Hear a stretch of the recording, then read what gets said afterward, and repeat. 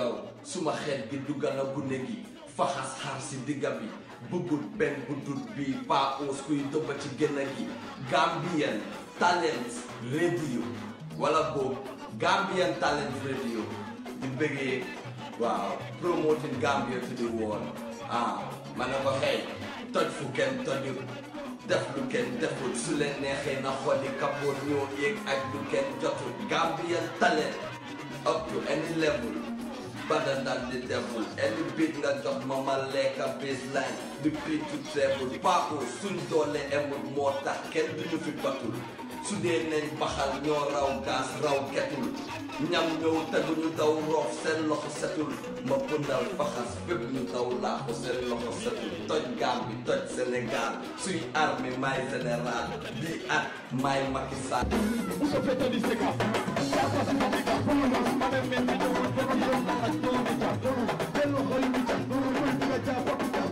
sama yaay bàyyi ma dem seeti xale yi seen language keñ looloy dëgg waa Géejoor Afra ak Kitchen bu ñu làngee ba pare rek kenn dootul làng waaye daal waa Géejoor Afra ak Kitchen yàqoo leen ko benn yoon ndax bëgg lu baax xam lu baax te di ko xalaat di ko def ci réew mi réewi Gambia yéen sama gaañ yi waa Géejoor Afra ak Kitchen ñoo leen di woo ci exclusive ngoonal barbecue samedi 22 ci weeru décembre dama ne da ngeen a bëgg a lekk yu neex yu saf sàpp yu sell te wóor fekk si leen ñu ndax foofu yaa nga fa barbecue and Afra snacks lekk yi daal saf na sell na wóor na te it nag day ànd ak entertainment gu saf sàpp ni lekk yi di safee noonu la entertainment gi di safee guddi saf sàpp laa ko tuddee gaañ yi bés bi kañ la samedi 22 ci weeru décembre waaye nag di leen fàttali Géejoor Afra ak Kitchen ñu nga jàkkaarloo Apple Tree High School bi képp ku ci bëgg a am lu leer jëlal sa téléphone jokkoo ak ñoom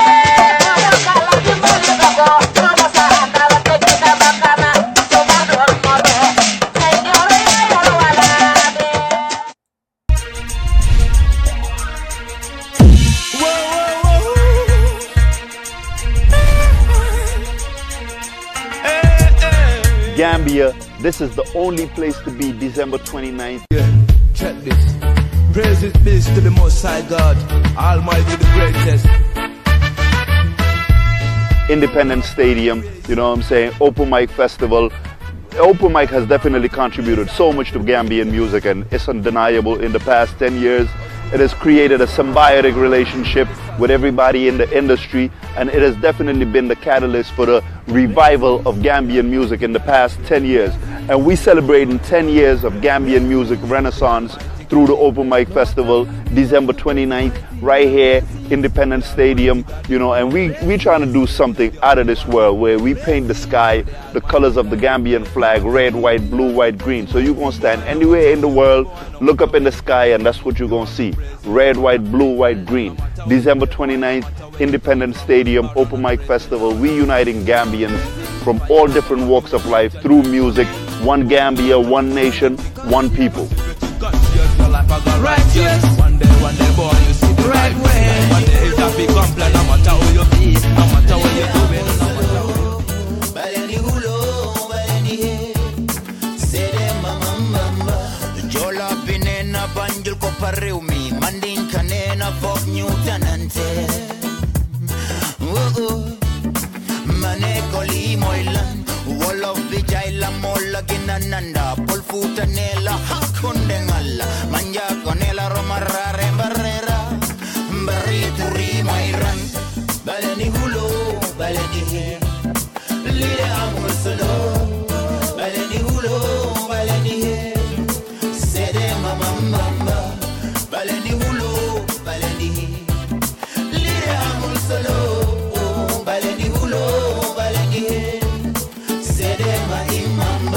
Kanara nenda soput ganarga dobit manena tayrek samamfatu wo mane koli moilan loxo du jitu paka ci bir mbar kilifa doj la kepa ku ko dal bakar wo mane koli moilan ñaarel bi neena moy xolu jëkër ga awo bi neena moy pour jëkër ga wo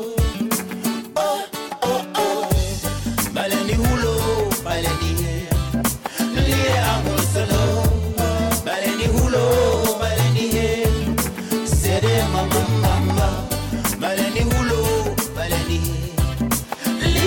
amul solo baleni hulo baleni sedema imamba mane wolof njaay neena ku wax waxul ku jotale wax muna jumale mu wolof njaay ti nko hey jumale mu wolof njaay mane wonle ma wolof njaay ma hakune nalla perera ñu sesuru ke robodara yu rere robora yusundur nane bulen faale dañ lay tardel bulen faale dañ lay tardel waaw bulen faale dañ lay tardel dawal ga mare ko li moy lan bulen faale dañ lay tardel bulen faale dañ lay tardel bulen faale dañ lay tardel dawal ga mane ko li moy lan yo bulen faale dañ lay tardel yo bulen faale dañ lay tardel bulen faale dañ lay tardel dawal ga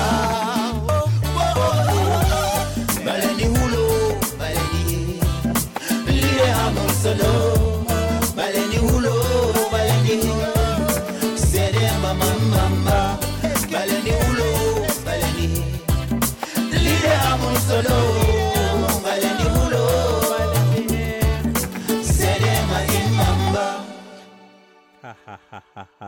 Good morning, good evening, good afternoon fu ñu waay di dégloo ci ñeneenti koñi àdduna yéen a ngi déglu di seetaan seen favorite show jógee ci Gambian Talents Radio Lutakh Gambia du dem di leen bégee di leen dalal di leen tatagal di leen ko indil semaine bu nekk fii ci suñu studio si ci Seattle Washington Pa Ousmane Diouf nekkal leen ci gannaaw microphone bi saa su nekk nag ma ciy ànd ak suma doomi ndey ma ciy ànd ak suma jarbaat di ci ànd ak suma set di ci ànd ak suma jigéen muy kan di Iva Sarr mu ndeysaan nekk fele nag ci Angleterre nga xam ne moom it nag yi rek ñuy dundal xolam bi tey nag unfortunately Eva is not able to make it with me last week maag moom ñu waroon fee nekk nag xataraa yu ànd ak yéen def ak yéen yu baax def ba mu déguisé bum yàlla def happenut last week mënuñ woon a toog defal leen show bi su ngeen seetee di whole of last week amuñ benn programme man mi suma kanam gi xam naa namm ngeen ko nag ñëw ma Eva nekku fi woon amuñ meññanta si Saturday bi amuñ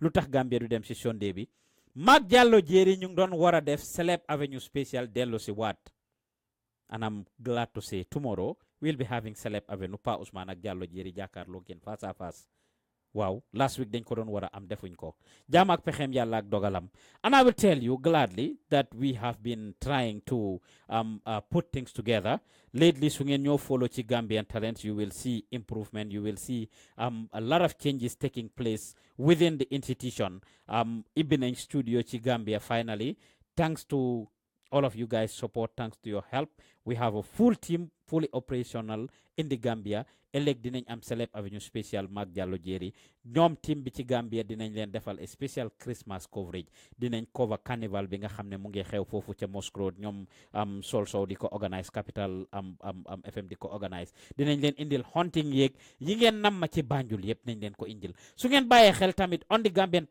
Talents platform lately di ngeen gis new show biñ create jagleel ko semester si ñu tuddee ko Semesters Avenue ngeen gis gaay dem ci airport bi welcome semester yi dalal leen tatagal leen delloo leen njukkal nag ebel leen sunu bunta ñu dellu si waat ci suñu réew Semesters Avenue is the new show we created pour highlight the life of the semesters for the next 2 weeks dinañ bugg di waxtaan ak semesters yi starting Tuesday every day ñu indil leen exclusive interviews with different semesters, different Gambians who lived in the diaspora, who has been in the diaspora for years, 5 years, 10 years, 15, 20 years. Ñu nekk bitim réew.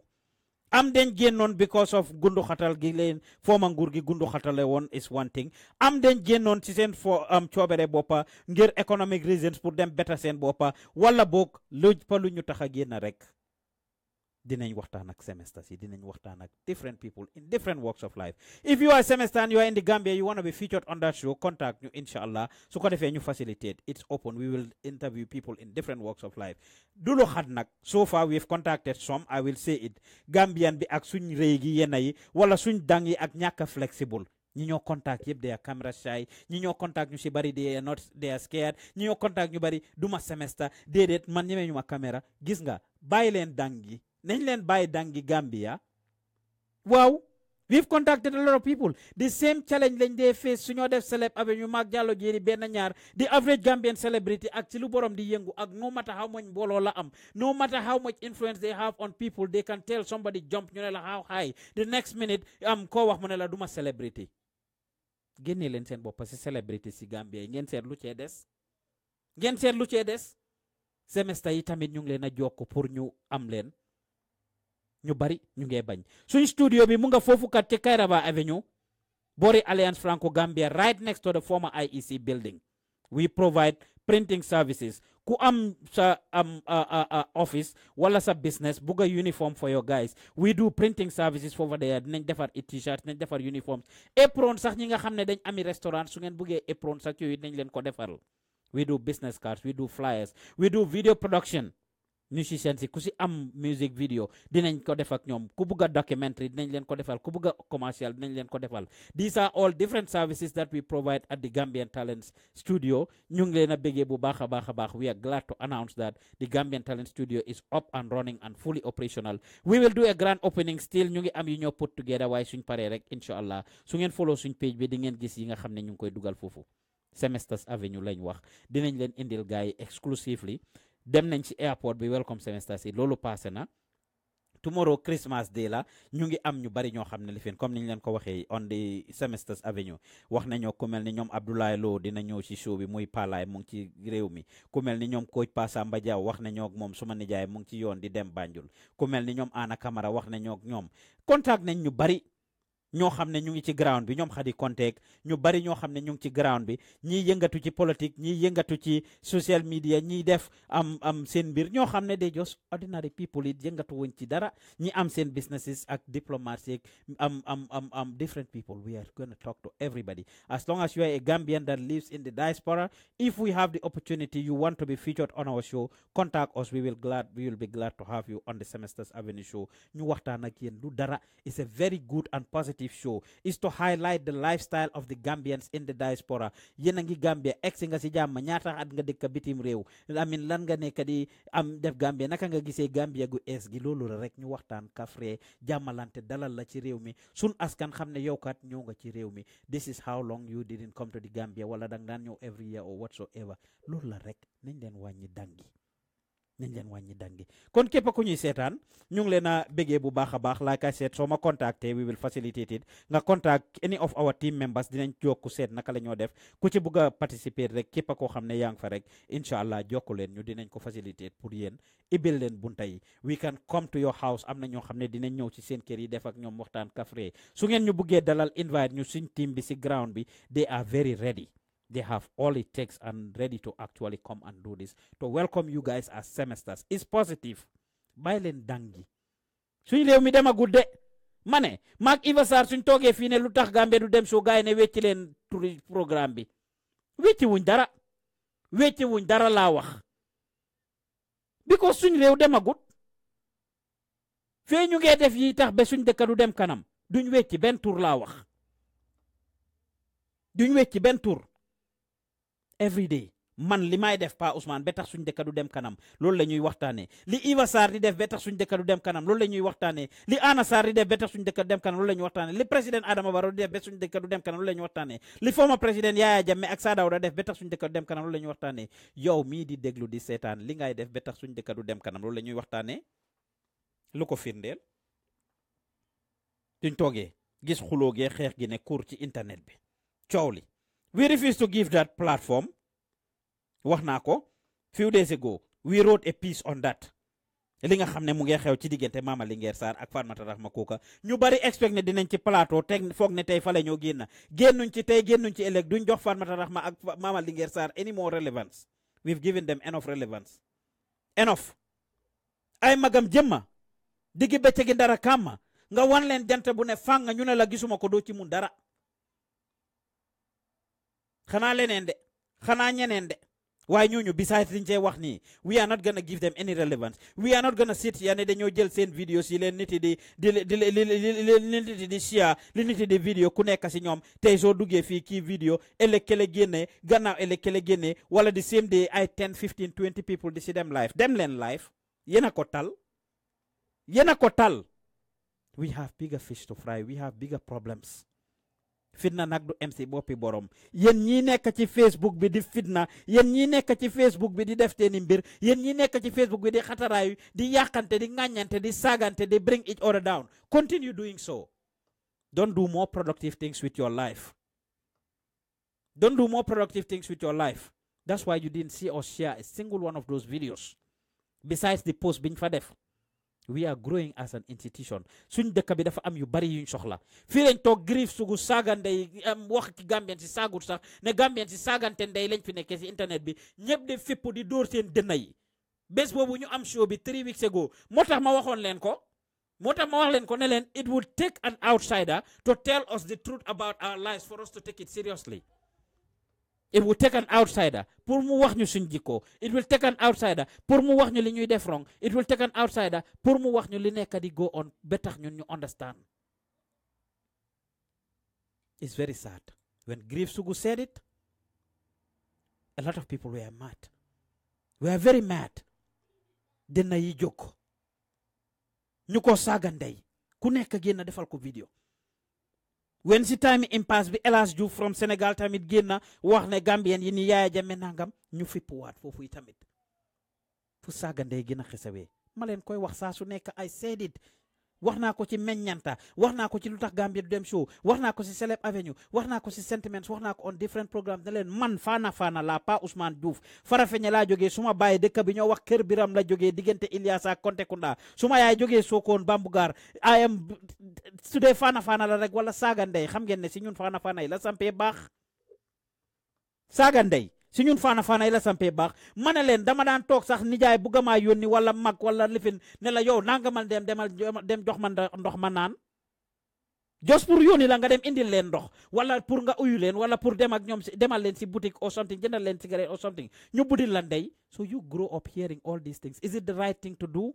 Saagante ndey, is it the right thing to do? Did it? Dinañ si cof noonu. Why Fatmata Rahma Kuka ak Mama Linguère Sarr need to know better. All the people that are involved in drama need to know better. Li si gën a was nag mooy ñi nga xam ne ñoom lañ jël def leen seen diggante. Ñi nga xam ne ñoom lañ jël def leen seen diggante. Those same people that you use all the time. ñu leen a fightal seen battle si. These are the things that you guys need to leave. Our country have bigger fish to fry and it's about time pour ngeen xam lii pour ngeen xàmmee ràññee ku xamul ne nag buur saay na ñu ne la buur nangam na ndeyam su dee loolu lañ bugg a dégg it would take a Senegalese to tell us, it would take an outsider to tell us, it would take people from other living to tell us about ourselves before we take this serious. Gis nga Gambia nañ leen bàyyi naxante bi ñu pare pour yóbbu suñu dëkk bi kanam waxtu liggéey dafa jot waxtu caaxaan ak wax dafa jot dafa passé in our own little ways critique us, criticize us, say whatever.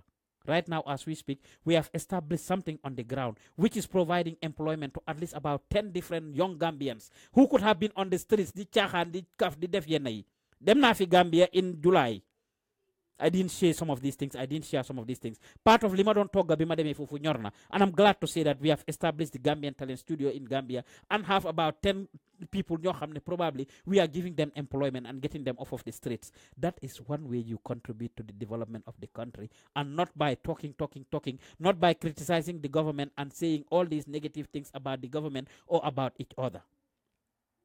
Lutakh Gambia du dem show la ñu jël suñ first break suñ dellu see incha allah mu gën a neex dinañ waxtaan ak yéen a ngi seetaan Lutakh Gambia du dem show Pa Ousmane Diouf nekkal leen ci gannaaw microphone bi di si utu Iva Sarr tey nag comme ni ma leen koy waxee saa su nekk rek maag Iva ñoo fii toog làmmiñam a ngee xasen gémmiñam a ngee xasen yii ñooy dundal xolam bi macha allah she was here with us today waaye alhamdulillah Iva mu ngi jàppa she here with me in spirit xam naa ne tamit nag am xelam a ngi fi xolam a ngi fi moom i tamit di leen fàttali rek ne ëllëg dinañ leen indil Celeb Avenue spécial maag Jallow Jerry incha allah and tamit dinañ leen indil live coverage of what is happening in the Gambia, all the different festivities that are happening in the Gambia fan yi yëpp incha allah dinañ leen ko indil kon ñu ngi leen a bëggee di leen dalal di leen gërëm di leen santa dinañ gën a xuusi loolu si kanam kon ñu jël suñ first jingle break rek we'll be right back don't go anywhere Lutakh Gambia du dem show Balaa maa tee ñu naan teg ka bii du dem balaa maa dee ñu naan dëkk bi du dem waaye naka la mooy demee fekk enente wuñ jàmm ku nekk bëgg a wana sa morom mel ni jën xam naa su desoon si yéen mi kon du nokki oxygène Pa Ousmane yokkal ma mic bi ndax ma mun a toog du dem Lutakh Gambia du dem nii lañu Sister Eva Sarr ñu dem Pa Ousmane Pa Ousmane Lutakh Gambia do them show every Sunday night on Gambian Talents Radio hosted by Pa Ousmane Diouf and Eva Sarr 6 p.m. la GMT just in case you ain't know ñu dem Lutakh Gambia do them show every Sunday night on Gambian Talents Radio hosted by Pa Ousmane Diouf and Eva Sarr 6 p.m. la GMT just in case you ain't know ñu dem pare ñaanal Gambia man bi Ousmane lañ bokk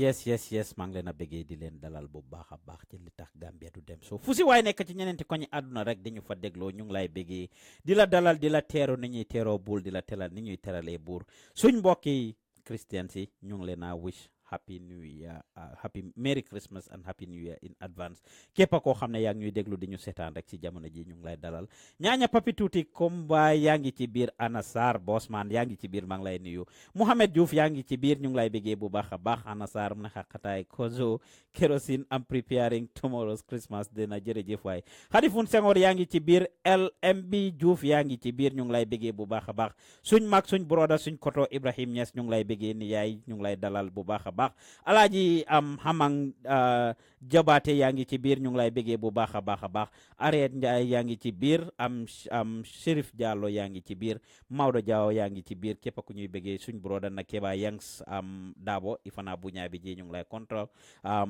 Moussa Ñanco ñu ngi lay bëggee bu baax a baax Moussa yow moom nag dafa mel ni yow dang ñu amee si xol rek Moussa time buñ dugalee any post ngeen dafa stupid Moussa time buñ waxee anything ngeen dafa stupid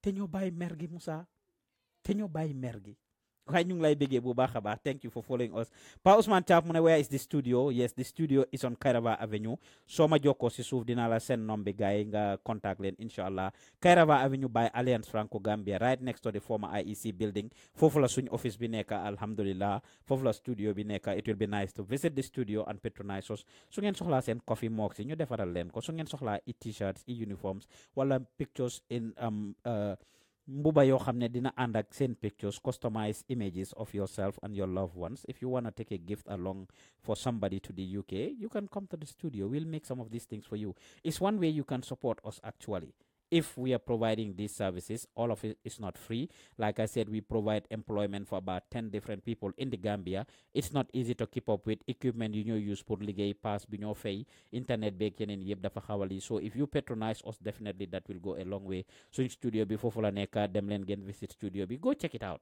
su dul dara sax you will see what we are talking about it's not a joke Aïssatou Camara yaa ngi si biir Bige Faye yaa ngi ci biir Mbombe Sambu yaa ngi ci biir Suraxata Fati bu ñaa bi jee Sol Caam maa ngi lay bëggee suma goro Mariatu Seck maa ngi lay nuyu di la tàllal suma loxo Omoti Tamsin mu ne good to know great move thank you very much Omoti Pa Ousmane Thiam mu ne Pa that's a good initiative and I would like to send a message how would get the platform or be featured yes jokko ma si suuf Pa Ousmane comme ni ma la ko waxee so jokko any of the Gambian Talents team members dinañ la ko facilitatal you can just go to the studio and they will set you up for a day like I said starting Tuesday we will be featuring any of you guys képp ku fa mun a dem we've created the next 2 weeks 3 weeks is diaspora month the government of the Gambia has dedicated it to the Gambians in the diaspora so yéen a ngi ci on the ground let your presence be felt let what you are doing be felt nañ ko gis ci lu nekk amul sikki sàkka ne we are doing a great job in the Gambia right now regulatories yi ñëw foofu tubaab yi ak ñeneen ñi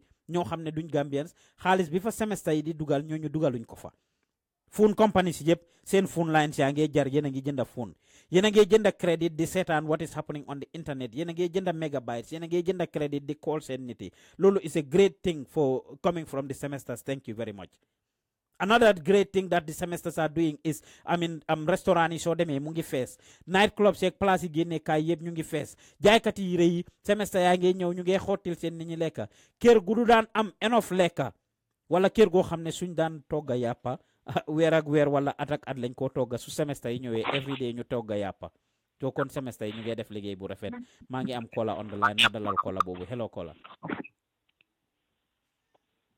kola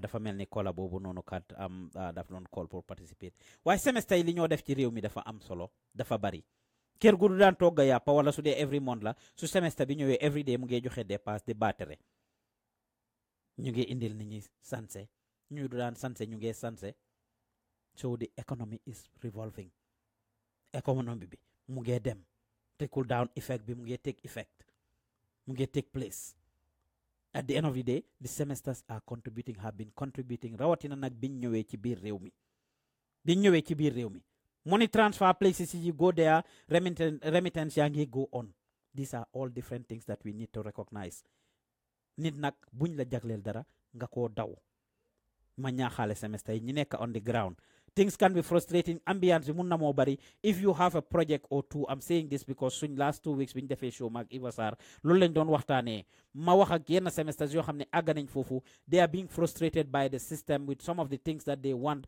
and some of the people ñi leen ko war a provide are not forthcoming if you want to do something mu fail 1 or 2 or 3 people ñoo la fail go ahead nga substitute nga def leneen ambiance bi am na solo parti gi am na solo waaye jéema la seet sa project si lan nga faa jéema accomplish ale bi ma demee lum ndaw comme li ma leen wax right now we are reaping the success of my trip to Gambia which is establishing the Gambian Talent Studio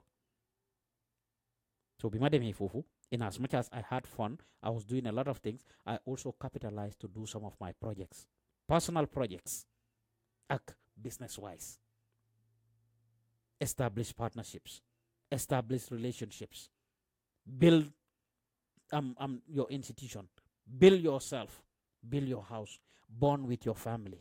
Lii moo tax ñu nekk Gambia loolu lañ waxtaanee woon kon ñu ngi koy bégee mooy din Touré ñu ngi lay bégee bu baax a baax bu roo Babou Ndiaye Sall ñu ngi lay bégee ñi ma keeta mu ne xaaxa good jërëjëf ñi ma ñu ngi lay bégee bu baax a baax Babili Mansa mu ne just stop the propaganda against the former president and APRC. You should be neutral, objective, and straightforward. Thank you for the feedback, Babili Mansa. We are trying our best, and that is why we give platform to everybody that is coming. Again, I will call this, try to remind you and everybody else that's watching. Being a neutral institution, moo tax ñu jox platform all of the different political parties. We feature them whatever is good or bad about them. Lu xew nag lu xew la luñ gis la te fekkee ne liñ wax ci li ñoo waxtaanee ne United States dañ sanction former President Yaya Jammeh, that's a non-fact. The source is there from the Treasury Department. So yi ñuy wax yëpp lu xew la lu am la si suñ dëkka te ngeen war a understand loolu suñ waxee ci political parties yi suñ waxee ci APRC waa APRC ne da ngeen a propaganda ñu wax ci UDP waa UDP ne dañoo propaganda ñu wax ci doy waa doy ne dañoo propaganda barki démba amul message yu ñu saagut te biñ posté noonu Khalifa Sallah ne dafa dem fooñi noonu. So these are things you want to understand. Why respect nañ sa opinion. Thank you very much. Mohamed Diaw ne thank you my brother jërëjëf. Aïssatou Tall Diallo ñu ngi lay bëggee Mass Diaby ñu ngi lay bëggee Tima Gueye ñu ngi lay bëggee Pandi Touré mu ne you are very right. Thank you very much. Fatmata Gor Seck ñu ngi lay bëggee mu ne déggit jërëjëf waaye Ansou Dabo mu ne you are very right. Thank you very much. Omar Ndiaye maa ngi lay bëggee Bori Diallo mu ne let us stop provoking each other. We are to unite to develop our country. Jërëjëf DJ Mo Diop maa ngi lay bëggee Ndeye Stalin yaa ngi ci biir Omar Doucouré yaa ngi ci biir Tima mu ne rapa pa jërëjëf Aïda Cité Singaate mu ne hay pa jërëjëf Aïda Fatma Diallo Mbaye maa ngi lay bëggee Omati mu ne Merry Christmas to you and your family jërëjëf waay ñu ngi lay bëggee Ansumana Dabo mu ne talking is too much on social media. Everyone want to be his or her own journalist. Muy dëgg bu wér dafa bari te ni ma ko dee waxee rek li imam Babali di wax ne kat su fekkee ne yow demuloo toog ci karanta bi yow demuloo ci daara ji di xëy suba teel di eewu téye sa pot di yelwaan yow demuloo dugga ci mat àll bi dem taxani matta yow tooguloo ustaas bi téye la di la dóor yow tooguloo nga war a sangu ñu xañ la sangu ak all of those things ñoom yiñ daj pour am xeen xam-xam yow nga toog rek dem si internet bi dem Google dara rek génne ko tax nga ñëw toog foog ne yow ak ki toog ci daara ji yéen a emu leen de emu leen. So the same thing is with people that are going live. They make the life of journalists hard. They make everybody believe everyone is a journalist. People hear so many things that even the credible ones, even those that are doing research, even those that are trying to do things the right way and professionally are not taking seriously. Based on everybody becoming a journalist, based on everybody being ready to actually do the same thing. Just because I'm got access to a camera, just because I'm got access to internet, I'm got access to a good phone, should not warrant you to continue to go and mislead people, especially, and curse people out and do things that would make everybody a victim. So kon koku point nambi bu am solo la. Ansumana Dabo mune bro, you are the best. Thank you very much. Black Queen yangi ci bir, Penda Touré mune billahi true talk. Jerejef. Ousmane Haydara yangi ci bir. Nguda Sekka Tarawale yangi ci bir. Sekka Baye ñu ngi lay nuyu di la jox loxo. Souleymane Cissé ak Baboucar Bité yéen a ngi ci bir. Sekka Baye mune thanks you. Mohamed Diaw mune Zamala Pa. Moussa mune promote talent and stop gossips. Kasa yangi ci bir. Fay Suto base mune best one Gambia. Jerejef bless one Gambia. Jërë ngeen jëf yéen ñëpp fay sato baby ñu ngi leen a béggee yéen ñi ñuy seetaan at this point waxtu wax dafa passé lu dul ñi féetoo wax keneen ko munte ne liggéeya la war. That doesn't mean we should not hold our government accountable. That doesn't mean we should not hold our government accountable. lépp lu gaay def ci lu baax lépp lu gaay def ci lu jaadu lépp lu gaay def ci lu ànd ak yoon ñu gërëm leen ci sant leen si give them thumbs up and give them kudos. lépp luñ defi tamit loo xam ne naka su dul noonu la fépp fuñ tegee tànka fépp fuñ fàttee ñu fàttali leen ne leen liñ def is not right. ñu fàttali leen ne leen luñ def is not right.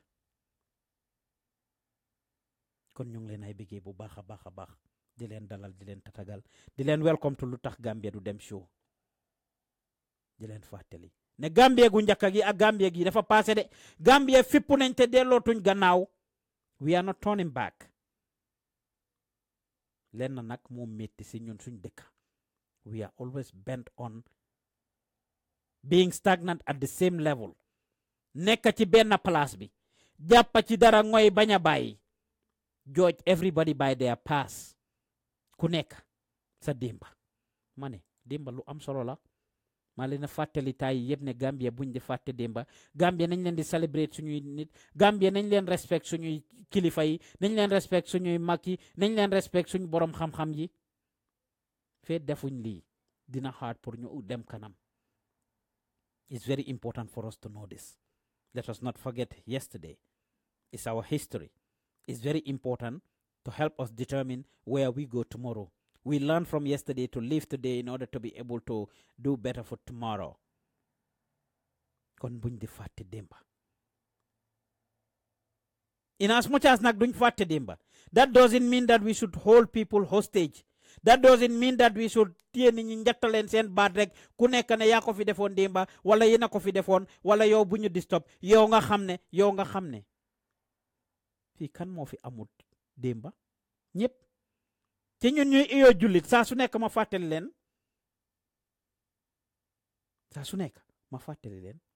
Seydina Omar de nga xam ne he's part of the 4 rightly guided caliphs ki nga xam ne dañ ko dig ajana dem na sul doomam ci taami jaahiliya ndax dañ ko fàttali ndax dafa tax yàlla ñàkk ko jéggal déedéet jël na doomam bu jigéen sul ko alive ci li ko gën a métti bi mu gën a àdduna loolu bokk na si. That doesn't mean ne dañ war a fàtte démba déedéet waaye di fàttali nit ñi wala jàppa si démba ne démba kii defoon na ko wala defoon nga ko bu ñu di stop démba nit def ko taxul ñu def ko tey nit def ko démba taxul ñu def ko tey.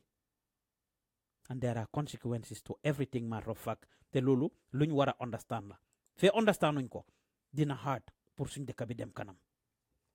loolu luñ war a understand la bu baax a baax fee understand nuñ ko ñu ngee sonal suñ boppa fee understand nuñ ko we are just disturbing ourselves it's going to be very hard for us to make any progress. Matter of fact, it's going to be very hard for you make progress about the different developments and things that are happening in our lives. That would bring us to our first subject of discussion today, which is sanction bi nga xamne US put nañ ko on former President Yaya Jammeh ak ban njëriña ci nekk ak ban jàngat moo ci nekk pour Gambian si. Li du suma kàddu pour fàttali ñun ñëpp fàttale ko nañ ne daaw ci time bi réew maa ngi ne kur coow laa ngi ne kur. Again, when Gambians went to the poll, ñu vote, ñu toog dégga former President Yaya Jammeh on January 2nd mu toog on the national television moom si boppam mu concede defeat. Moom si boppam mu agree to the situation. Moom si boppam mu wax President Adama Barrow ne ko li nga def wala li xew is right. Toog nañ ñu wax ne lii moo xew def nañ results yi elections passé na declare nañ results. I'm calling you to wish you all the best. The Gambian people have spoken and have no reason to contest the will of the Almighty Allah. Hello? Are you hearing me? I wish you all the best. The country will be in your hands in January, and you are assured of my guidance on your transition, and I mean selecting who becomes member of government. But you have to work with me as I pack to go to Kanilai, so that I hand over the State House to you. You are the elected president of the Gambia, and I wish you all the best. I have no ill will, and I wish you all the best.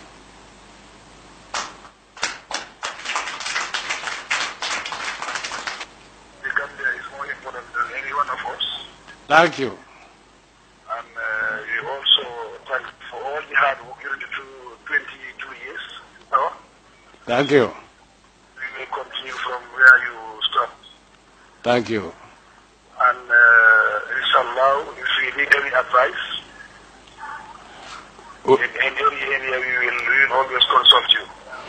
Thank you. Though I'll be a farmer in Kanilai. I am here with my team. Pardon? I say I'm here with my team. Convey my congratulations to your entire team. Thank you very much. Thank you. This is transparent. This is the will of Allah, and as a Muslim, I accept it in good faith. The Gambian people have chosen you. After 22 years, I'm grateful to the Almighty Allah for that. And remember, I came on a Friday, 22nd of July. Yes. And if I lost on Friday, the 2nd of December, no, it's not the 22nd, but the 2nd of December, Allah is telling me that my time is up, and I hand over graciously with gratitude to the Gambian people and gratitude to the Almighty Allah to you. Thank you very much. I think these Fridays are repeated in the Gambia. Yes. I was born on a Friday. What date? It was 15th February 1965. 1965? 1965, yes. So you were born before independence? Yes. So you are a few months older than me. All the best. A few months older than you, obviously. Well, I think that's why they didn't call you old pa. I wish you all the best, Mr. Barrow. Okay? Thank you very much. Thank you. And you have my full support. Let us make sure that you work towards maintaining peace and stability. Peace and stability, yeah. Because without peace and stability, let me make it clear, you cannot achieve anything in anywhere in Africa. No problem. I wish you all the best. Wow. ñoo déggandoor loolu moo tax ma ne leen Gambia buñ di fàtte démba Gambia buñ di fàtte démba. This happened on December 2nd when a lot of us didn't expect it. Whether you were a supporter of Yaya Jammeh, whether you were against Yaya Jammeh, a lot of us didn't expect this to happen. It caught a lot of people by surprise. So kon su nga demee ba nga xam ne toog na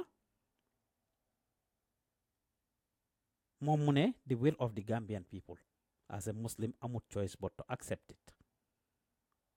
Mu accept ñu toogaat 1 week later mu decide pour génn loolu ne du fi am. Go ahead and file your petition. Go ahead and do the things you need to do. But the reality is, at this point, he held Gambians hostage. Dafa waroon na vacate the presidency, then pursue any legal issue that he should have pursued, which he didn't do. Dafa waroon na dem mu def lim doon def, then pursue legal issue, pursue things the legal way, which he didn't do. Now lolu yep passé na anyway. During his 22 years as president, he was the president of the Gambia. Regardless of what happened, lolu, we cannot change that fact. We cannot change the fact that the records we have, the IEC pronounced him as the winner. Just like President Adama Barrow was pronounced as a winner last December. He was pronounced as a winner on all the elections. And if the same system they don't use, you know, rig proof la, dafa sacha, sachut, whatever, then in the people from Casamas, all the allegations and accusations that are levied on the APRC, that are levied on him, former President Yaya Jammeh. He won. The IEC declared him the winner. Whether we want it or not, whether we like it or not, he was the president of the Gambia at the time. Should we hold him accountable? Yes. That is where the media comes in, because it is the media who was able to document this thing that Yaya Jammeh said. Better tay ñu mun ko play wat. That is where you, the ordinary citizens, and everybody else have a role. Pour di déglu, di gestu, di seet sa nguur gi luñ lay defal, sa National Assembly masi luñ lay defal, sa mayor bi lum lay defal, sa commissioner bi lum lay defal, president bi ak ñiñ fa tek lan lañ la nekk di defal. And you raise these concerns. Public opinion is very important. The unfortunate part is ñun Gambians si dañ ko nekk di overdo. The unfortunate part is ñun Gambians si dañ nekk di ko abuse. The unfortunate part is ñun Gambians si understanduñ ko. And that is why we are taking it to the next level. Moo tax ñu say caaxaan. Now, former President Yaya Jammeh, his dealings, financial dealings and otherwise, were all documented. Different individuals, different institutions, different groups have documented this, including the United States. Fan yi passé, President of America, President Donald Trump, that a lot of people, including internationally, he's making America very unpopular internationally. Mu ngi génne America ci mbootaay yu bari, from his stance on the climate change to the most recent tojange bi nga xamne def nako declare Jerusalem as Israel's capital, ak yeneen international decisions yoo xam ne mu ngi ko make that are not very strategic, that are not very wise, that a lot of people mu ngi cost America a lot in the outside world. He is still the president of America and is treated as such. He's given respect and dignity. So far, he's not being accused of the ray in it. Ak yenn nga xam ne accused ko Yaya Jammeh. Why a few days ago, President Donald Trump mu America dafa decide pour pass an executive order gannaaw bi nga xamee ne United States Senate bi last year pass nañ a bill mu decide pour put sanction on certain people who were considered dictators and who were accused of certain crimes. And added to that list was the former president, or is the former president of Little Gambia, together with the former director of NIA, Yankuba Baji. The former director of NIA, Yankuba Baji. And what was said about them. This is coming from the Department of Treasury. Mune Yaya Jammeh, the former president of the Gambia, who came to power in 1994 and stepped down in 2017, has a long history of engaging in the serious human rights abuses and corruption. Jammeh created a terror and assassination squad called the Junglers that answered directly to him. Jammeh used the Junglers to threaten, terrorize, interrogate, and kill individuals whom Jammeh assessed to be threats. During Jammeh's tenure, he ordered the Junglers to kill a local religious leader, journalists, members of the political opposition, and former members of the government, amongst others. Jammeh used the Gambia National Intelligence Agency, NIA, as a repressive tool of the regime, torturing political opponents and journalists. Throughout his presidency, Jammeh routinely ordered the abuse and murder of those he suspected of undermining his authority. During his tenure, Jammeh used a number of corrupt schemes to plunder the Gambian state coffers or otherwise siphon of state funds for his personal gains. Ongoing investigation continued to reveal Jammeh's large-scale theft from state coffers prior to his departure. According to the Gambia's Justice Minister, Jammeh personally or through others acting under his jurisdiction directed the unlawful withdrawal of at least $50 million of state funds, $50 million of state funds. The Gambia government has since taken action to freeze Jammeh's assets within the Gambia.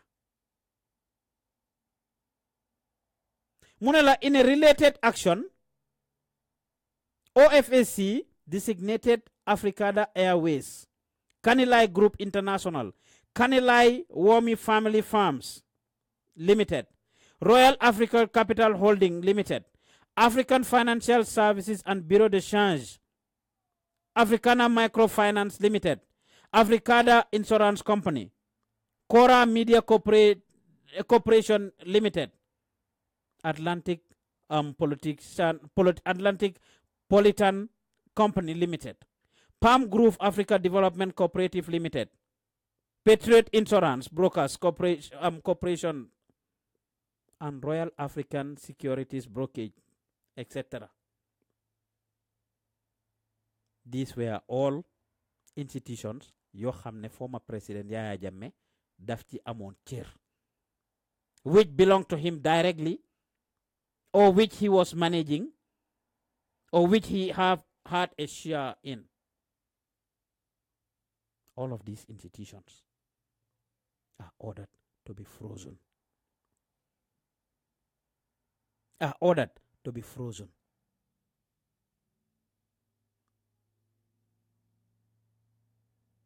Gannaaw bi nga xamee ne décline na ne du génn dëkk bi. After he conceded defeat. 1 week later, mu decide pour declare the results null and void. International community bi yëpp taxaw si. Mane si suma xam-xam bu ndaw, Gambia is one of those, if not the only country boo xam ne toog nañ suñ président bi ñu am pour swear in ko noonu. Sénégal waay on a normal day président di nga wiine sa biir dëkka ñu génne la dem di la swear in a friend. What an embarrassment to Gambia. Yep, because former President Yaya Jammeh mu ngi ngoy ci toogu bi bañ a génn bañ a bàyyi. Let him follow due process. Now ñu ngi follow commission of inquiry bi, ñu ngi déggal li ñoo wax foofu ci commission bi on a daily basis. We are seeing people that work for Jammeh. We are seeing people that work with Jammeh. We are seeing people that partnered with Jammeh coming out and talking. Da ngeen foog nit ñi dof lañ. Nit ñi duñ dof. These issues are gonna come out. Ku si toog si ñoom tamit du ñoom Bazi, du ñoom Amadou Samba, du ñoom Joguba, du ñoom Sabali, ak all these names that are coming up at the commission. If they are lying, if they are not saying the truth, it's gonna come out, and after all, they are under oath anyway. They are all under oath. The worst thing they can do, mooy ñu ñëw di mbaama réew mi. The worst thing they can do, mooy ñu ñëw di fena réew mi.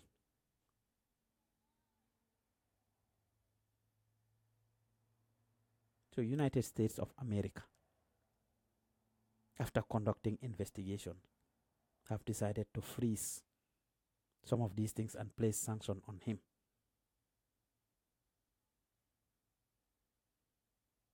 Now xaalis bi nga xam ne am na ko mu lew ko mu liggéey ko is a different story, but monies belonging to Gambia which are being investigated, they need to come back. Fooguma ne all of these institutions, from banks to government officials to Ministry of Finance to Central Bank to Social Security to ports ak yeneen parastatals yëpp dinañ toog di fenal former President Yaya Jammeh di wax ne moo def nangam te defu ko, di wax ne moo leen odoon pour ñu def nangam, some of which they have documentation to prove. Some of which they have documentation to prove. So comme ne Yaya Jammeh laal na xaalis ci réew mi am laalut ko is a different story. Investigations are still on. It's not our work. Why we have people coming out now who are giving testimonies that corroborate prior knowledge, that corroborates prior investigations, that corroborate prior statements that came out. Yaya Jammeh has a hand in this. He has a hand in that.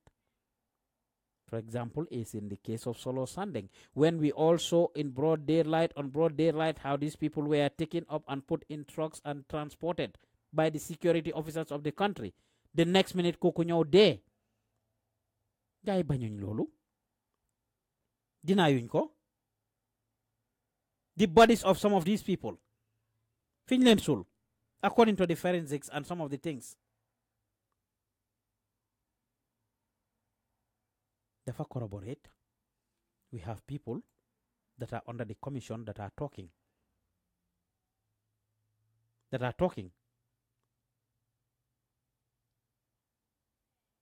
People that were kidnapped.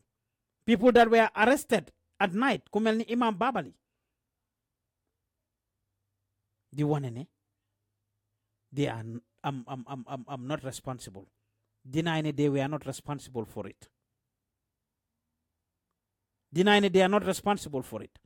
6 months Imam Babali nekk incommunicado. Nobody knew where he was. Ñu deny ne amé wuñ ko. When pressure became too much, they decided to ask him pour mu sign documents to kind of plead guilty to some charges and stuff. Ba tax Imam Babali génn ñëw toog America fii for 3 to 4 good years. Tumranke fi. Bàyyi njabootam gi, bàyyi jumaam ji, bàyyi everything. Lii du lu ma kenn nettalil. Imam Babali bi moo decide pour toog America. Suma nekk Alaska la toogee. Suma nekk Alaska la doon amee all the calls and stuff, and I'm saying this because him and I have discussed this interview now ko mu share some of these things. You produce a documentary about his life back in the days. Moo tax ma leen koy wax saa su nekk ne soo xamutee xamuloo ko. Our approach to a lot of things are different. One like Imam Babali. His Facebook page, I created. His website, I created. His foundation, concept, everything, I created. Together with few other people that I've had to do some work on. You produce a documentary about his life, which we agreed was not going to be released. The Yaya Jammeh gain power for several reasons. Magis you bari how his body looks and a lot of things do you manetally.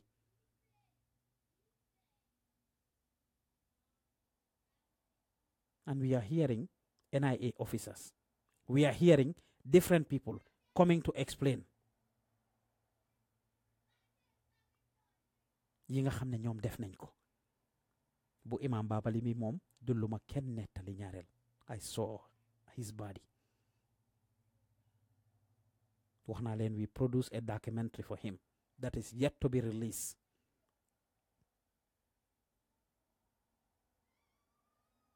su at yi yëpp ngeen gis ma may associé ak imam Babali mu te ñi toog naan waaw yéen a doon wax ne du ngeen def politics du ngeen yëngatu si politics. Our platform is not specialized on politics, and until this day we are not specialized on politics. Now entertainment, socio cultural related things, topics, loolu mooy suñ specialization. Lutakh Gambia du dem show nag ñu jagleel ko léegi specifically, because even the cultural groups we promote, even the musicians and other talents we promote, lately gis ngeen ne everybody is linked to the politics. Everybody is doing some politics. Will be very hypocritical to not participate in it. Why put dellu si waat rek using that Imam Babali case as a clear example of torture that former President Yaya Jammeh has done to people, which corroborates li Department of Treasury di wax li American government bi di def ne Yaya Jammeh kat government has actually tortured some Gambians. We're talking about the day of Nyom Deda Haidara, who he said we should go ask him who killed him. Openly. And we've heard people now explaining and narrating naka lañ ko ree. Back in the days, ñoom bayloo génn si nañ explain lolo. They weren't believe. But now we have people that actually came out and said what they did and how they killed them. Ñoom Ousmane Koro Cissé and all other people.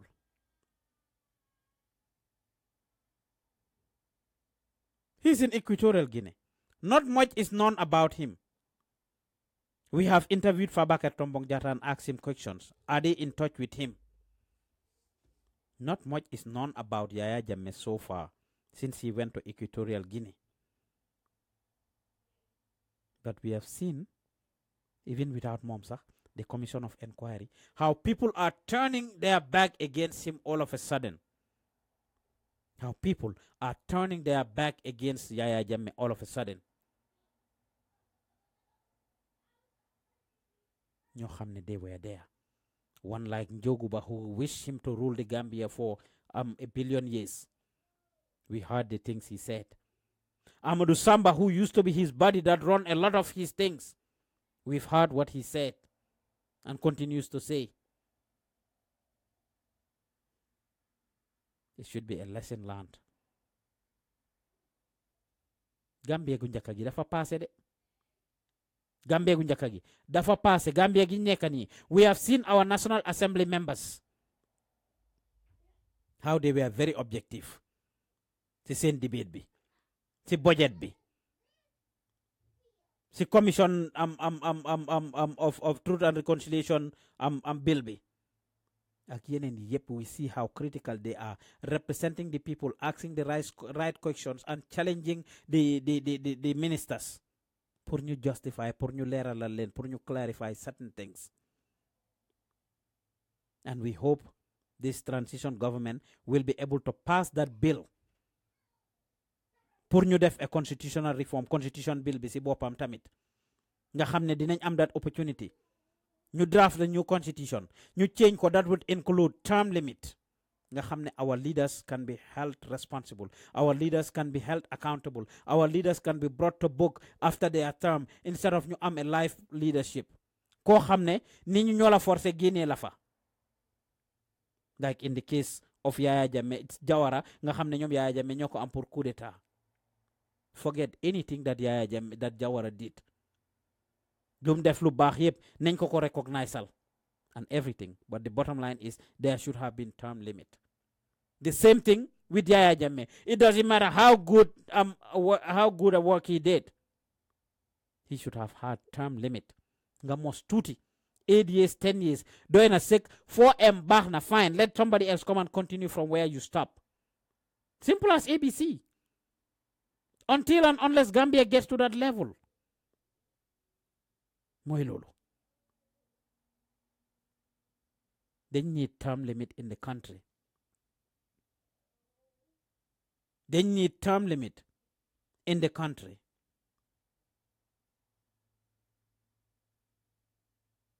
President Barrow, Chilim Dakoron gentleman's agreement was 3 years. Right now, ñu ngi lam 3 years gogu, gaay ne 5 years la ko constitution bi jox, which is true. Why gor kadom? We will not forget to remind President Barrow ne gor kadom yaane won ken joxul la lem, ken joxul la sukur, ken jëlut am paaka wala fetel tek ko sa baat wala sa boppa xoj la. Ya agree on with the coalition at the time that you were going to sit for 3 years. And this is not you alone. Kenen ko mënon na wini tamit 3 years ngeen d'accordoon jappal ci kaddu gogu be tay. Your integrity is very serious and important. If the constitution gives you 5 years, yes, you knew that's what the constitution gave you. And until your first years, your first month in office, binga neke Senegal ak binga delu si Gambia yep, lolu nga don dig Gambian si after nga commencé di ko change. 5 years lañ la jox. But we need term limit. Establish that term limit. Nga def sa 3 years yow nga génn ñu am fresh elections. Ñeneen ñëw képp ku win ku Gambian si tànn ne moom lañ óolu kooku toog fekk establish ngeen term limit bi yéen am nañ that constitution. Term limit boobu nekk 8 years wala 10 years boromam ñëw toog 10 years am ñu ne ko jërëjëf gàcce ngàllaama sa liggéey rafet na demal keneen ñëw mos ñu am new ideas am new things from the new person. loolu lañ soxla si suñ dëkk.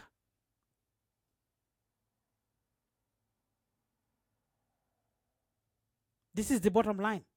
This is nothing against President Barrow or anybody else. It's about time for our politicians to start putting our country first. To start putting pour ñun Gambians ñu jël suñ dëkk def ko first instead of our own individual interests. Loolu la ñoom Yaya Jammeh accuse Jawara. Loolu lañ accuse Jawara. Ne dañ doon defal seen bopp. They were being selfish. They were being corrupt, respecting one human rights and the rule of law. Legi nak exi nañ coo xam ne ñoom seen ton la. Am naa caller on the line ma jël caller bi. Hello caller. Hello sir. Jama nga. Jama rek naka nga def naka nga tudda ak fooy callee. Man maa ngi tudda Philip from maa ngi callee from Sweden. Dafa mel ni sa waxtaan bi laay nekk di déglu nii suma olof yi setut nag waaye xëy na yaa ngi maa understand tuuti. Yow sa olof su setoon du baax sa olof set na ba romb dama dégg nga waa tuuti si affaire yi Barrow sa waxtaan bi neex na te am na solo very educative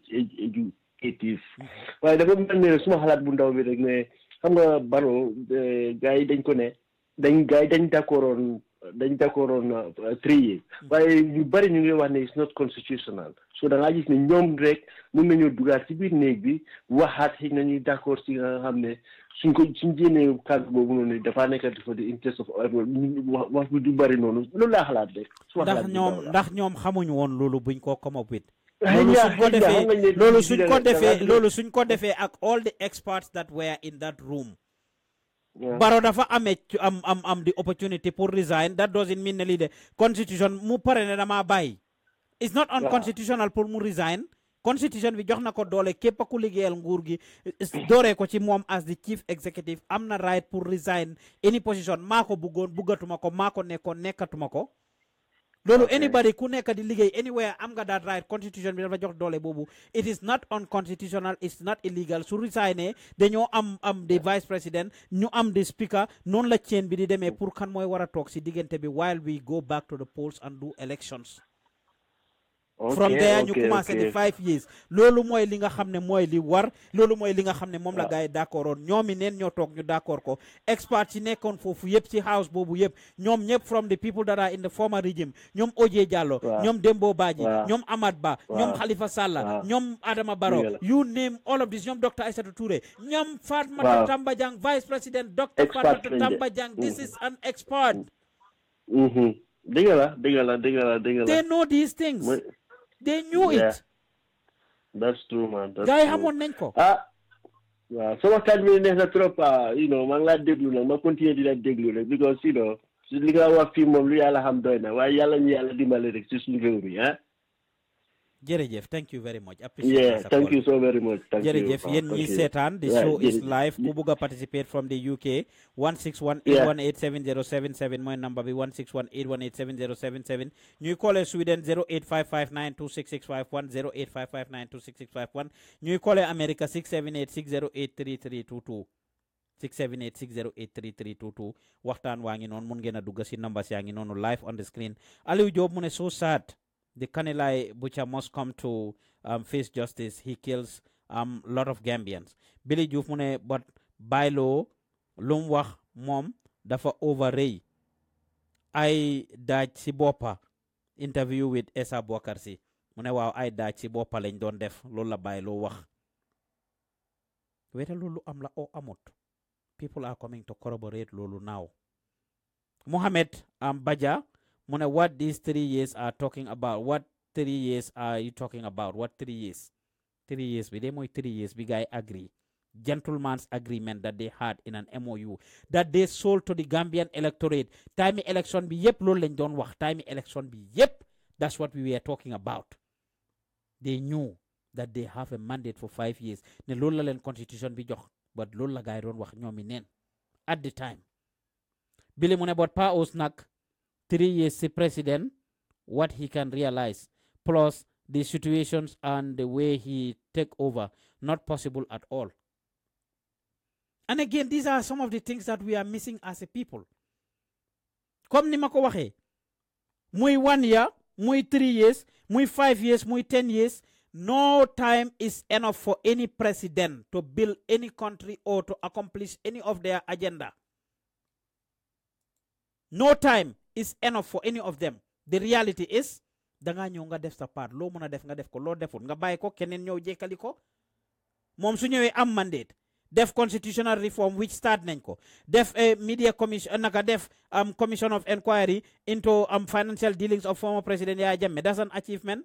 Truth and Reconciliation Committee ñu mujjee ñëw seet justice ñi wax ne nañ indi justice noonu that's where it comes in. Ñoom establish nañ loolu constitution bi change nañ ko jox nañ gaay mandate pour ñu establish that committee suñ ko formé commission ñooñu ñoo def li ñoo def within 2 years gaay joxe a report to the president ne ko kat former President Yaya Jammeh ñi leen loom lañ leen rey ñii la rey ñii la tooco ñii lañ ñi ñoo missing ñii lañ kidnap lii ak lii ñun kat suñ gestu bu ndaw bi nga xam ne jot nañ koo def bàyyi waxtaan ak ñi nga xam ne ñoom lañ def seen nit yi ñi nga xam ne ñoo ko def ñu ñëw taxaw ñu waat loo leen gaay ne li ñoo wax lu am la is the truth and nothing but the truth. ñu dem ci place yi nga xam ne foofu lañ ko defee dem gather every evidence. su ngeen seetee the investigation in his financial dealings last week rek ñu ngi woon Kanilaay si këram gi ba nga gis ñu génnee dàllam yeeg yëpp gis ngeen ñu dem ports gis ngeen place yi ñu dem yëpp.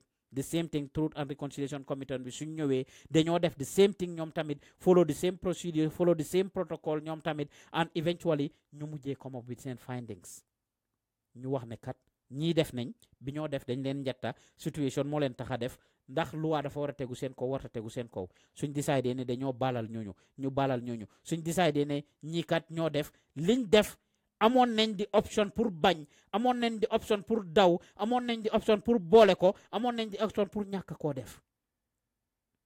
In every way it will be well investigated and if it is well investigated at the end of the day su fekkee ne d'accord nañ ne lii kat nii la waroon a demee ni le ñi war a balal ñu balal leen ñi nga xam ne ñooy victimes yi ñu bugg a ñu compensate leen dañ leen war a compensate ba ñoom ñu feel ne they are satisfied.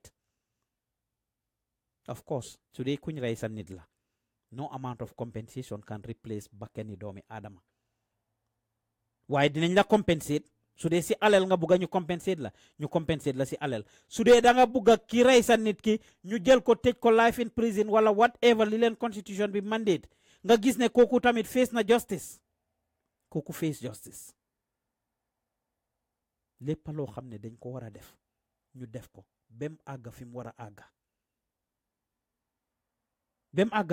àgga so ñoom they establish the Truth and Reconciliation Committee they establish the Jammeh Commission pour financial dealings of former president gaa yaa ngi pass bill bi pour change constitution ni réew mi gaa yaa ngi am a lot of international achievements yoo xam ne def nañ ko for example in years président yi Germany bi our first European president pour ñëw Gambia that's a big achievement during Barrow's time ci dut loolu delloo Gambia ci am Commonwealth bi génnee Gambia as an Islamic state gi ko Yaya Jammeh defoon established bilateral relationship with so many countries so many institutions ba tax right now nguuri àdduna yépp ñu ngi babysit Gambie nguuri àdduna yépp ñu ngi pare pour xool Gambie ñu ngi gestu Gambia di dimbale Gambia in one way or the other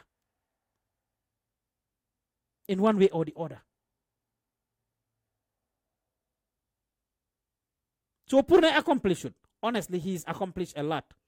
And he continues to accomplish a lot. Why nak ndax dina ko mëna jéxal dedet. Even 5 years bi ñoo wax nonu sax taxut mu jéxal any project. Ci suma gis-gis buga tok ci nguur gi la rek. Because 5 years bi ci bopam is not gonna be enough. Until and unless Gambians need to learn to understand ne dara suñ la ko joxe nga tok fa no matter how much you want it no matter how great a president you are nañ seet America ku melni Obama nañ seet America ku melni ñom Bill Clinton nañ seet America ñom George Bush nañ seet America ñom Abraham Lincoln all the American presidents ko xamne reyuñ la ci ko xamne resign lo ko xamne amulo fire wuñ la impeach wuñ la or anything ñom ñep ku si nekk ADS dañ la may ak lu nguur gi neex da nga wàcc af sa ADS Sénégal a ngi nii bi ko Ablaye Wade buggee no matter what dafa wàcc by force foofu lañ war a toll fu àdduna bi toll ñu nit foofu lañ war a toll si jamono ji to make sure no matter what you give up the power no matter how good your ideas are thank you very much let's try somebody else let's get a new face. That is how people will be accountable. Lol dina dimbele nguur gi so gisee Yaya Jammeh doon def yu bari comme yiñ ko jiiñ ni ak evidence ci ñoo gis yëpp dafa foogoon ne du fa génna and we have heard him said these things though on record. We've heard him said these things.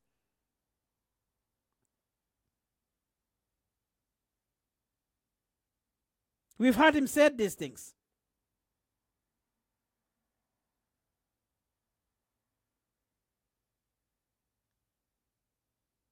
It's a completely different story.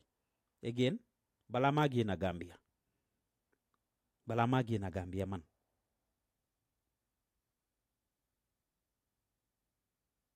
I was a member of NAPSA. The guy formed NAPSA, National Patriotic Student Association. Nekof, ñung ci jos génn nii bi nga xam ne ñu ngi koo defee base. Atam biñ koo form NAPSA ma jox leen history biñ ko form dañ doon dem Nekof mooy di conference of the Gambian youth bi nga xam ne they gather from everywhere from the country to discuss things ñu ngi ko gis ñu ngi post loolu noonu yéen a ngi follow progress bi ba youth and sports minister Henry Gomez nekk fa bi ñoo form NAPSA it all started with them going to Nekof ñu jël benn si Costa Kairaba hotel yi jox ko ñi nga xam ne ñooy head boy yi ak head girl of the different schools high schools in the Gambia they had the intention pour form NAPSA ñu jël Costa boobu jox ko head boy yi ak head girl yi pour gars yi dem foofu noonu jamono jooju ñan ñooy woon head boy yi ki ñoo wax Bamba Kan mooy woon head boy Nusrat High School ki ñoo wax Latir mi nekk Black Magic Latir mi di liggéey si Ministry of Technology bi ñoom la petroleum mooy woon head boy Gambia High School Mariama Sakho mooy woon head gali Muslim High School Andrew Silva mooy woon suñ head boy St Augustine's High School Kotu Aminata kini Cissé di lifine kini Alhaji Mamour Cissé ak Ibu Diop Alhaji Mamour Cissé system nekk Texas fii di model mooy one head gali Kotu Senior Secondary School ak you name it from Farafenni all the different high school ku si nekk ñu tànn the head boy and the head girl or just the head girl or the head boy ne na gaay dem foofu noonu dem formi NAPSA nañ dem Nekof dañ leen invite Nekof ñu ne si seen biir ñoom ñoo waxtaan bi came up with this idea to actually form an organization that will represent the interests of the high school students. They came and started doing their meetings. They dem si different schools. Each school bring them. You said ñi nga xam ne were controversial, ñi nga xam ne they were strong and asking them a lot of questions. ñu jël ñu said naka lañ leen encourager ba ñu mujjee ñoo bokka to be part of this organization that was supposed to represent the interests of the high school students. And guess what?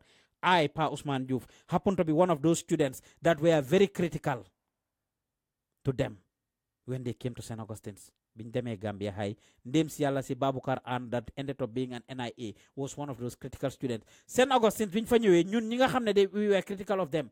They had one-on-one with us. Uncle Badara Jallo Dasi, Moy one the coordinator at the time. Mom len jël with the Ministry of Education. Antres Ndong Jata was the minister at the time. Baba Job, all the funding of NAPSA Akubari, he was the one facilitating this. Duluma Ken Netali. Yes, we had one-on-one with them.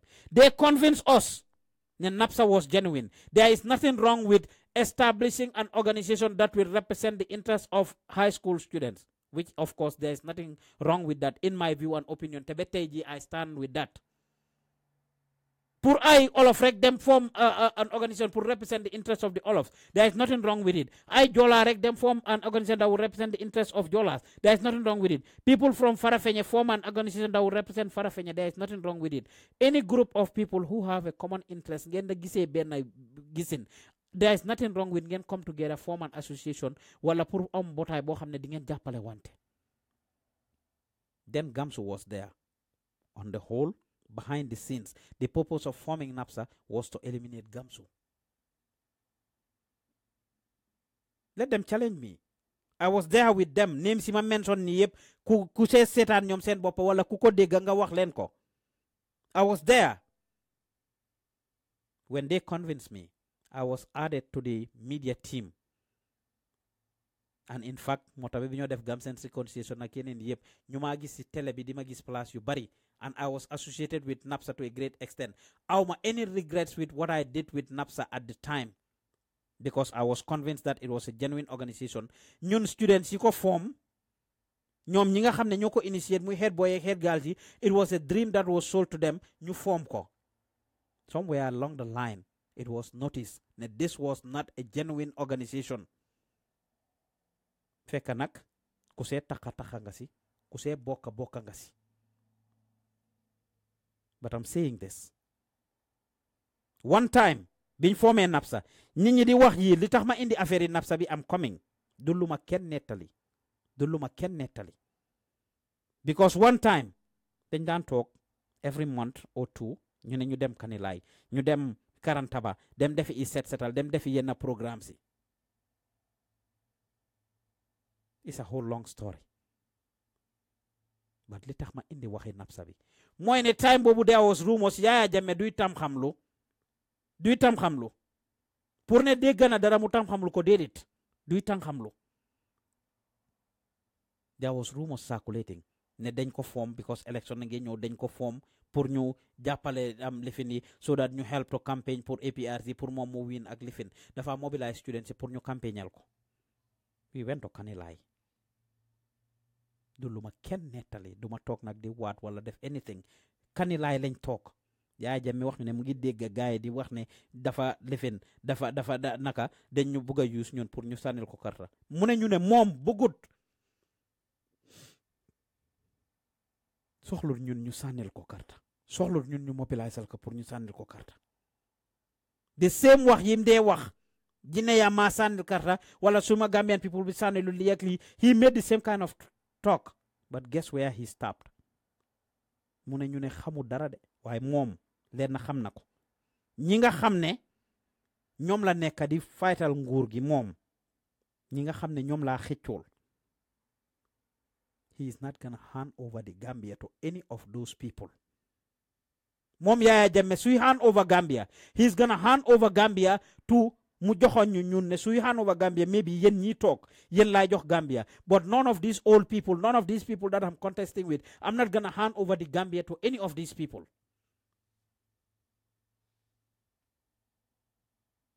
And yes, indeed, Ahmad Bah is not the current president of the Gambia. Indeed, Lawyer Dabo is not the current president of the Gambia. Indeed, Sidia Jatta, Khalifa Sallah are not the current president of the Gambia. These are the people he was contesting against Jamono Juju. Of course ñoom Serif di baak ñeneen yëpp ñëwoon nañ ñoom waa Juwaara ak ñi yëpp ñëw nañ afterwards. But this is something that Yaya Jammeh told us. And today, he did not indeed hand over the Gambia to any of those people. Any of those people. Yes, they played a role. They were there. Ñoom lañ doon foog ne ñoo ko nekk si. The Lawyer Dabos, the Ahmad Bass, the Halifa Salahs, and the Sidi Jatas. But did it?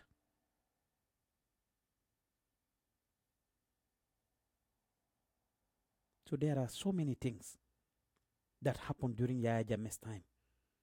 Again, ñu dégg waa APRC seen boppa this I interviewed Fabakary Tombong Jatta dégg ngeen Kër Fatou interview ko mu wax ko man interview naa ko personally and you heard Fabakary Tombong Jatta saying this ne APRC as a party they are growing right now. No single individual have a say or total control over the party. Gaya ngi reform seen boppa ñu ngi am different chapters, different people to be able to give different ideas and information, which is a step in the right direction. Kon nañ bàyyi xel loolu suñ demee ba parti bi seen boppa admit ne okay it used to be a one-man show, a one-man party. He has control and influence over everything. Lim bëggoon moo doon dox kon ñu xam ne foofu Yaya Jammeh yu bari yim doon def pour boppam la. Léegi nag pour tënk kàddu googu ñun ñëpp gis nañ li nga xam ne mooy li xew. Gis nañ ko de.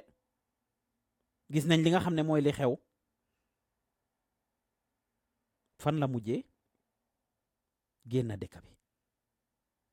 Helpless. Without anybody guarding him except ñim àndal ñim foog ne suñ desee si dëkk bi they will be in harm's way.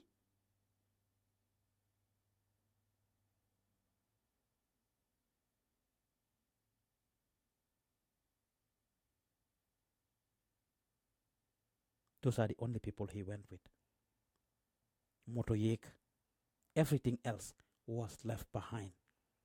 After la yone pour ñu jëm ko yobul some of those moto ñu intersect some. Some went, ñu intersect some. Ñim andalon ñu melni ñom Sidi Ndiaye ak ñom sen they ended up coming back because xamuñ fen amuñ fen fan la ñoo dem.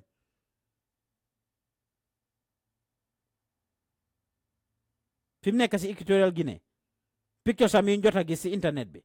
Gis ngeen ko ni mel xaftaan bi mu sol ni mu romplee unlike dara yu weex yi Yaya Jammeh dee sol ba si suuf ñu gom ko gawe ko mu naka taxaw temma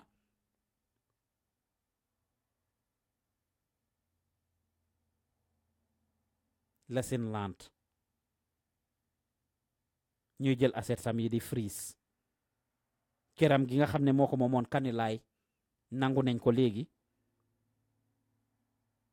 pale bi nga xam ne fa la dëkkoon President Adama Barrow dem na fa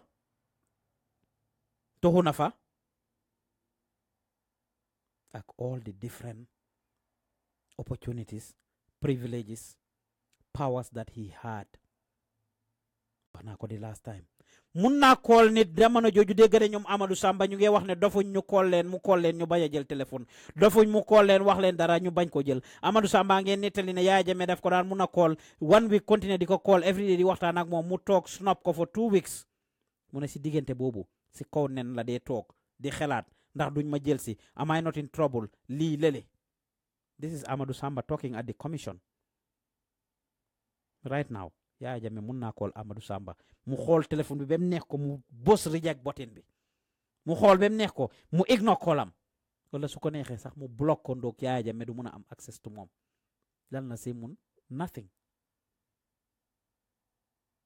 So with all the things that are happening locally about him, with the commissions that are being set up to put him in to face justice,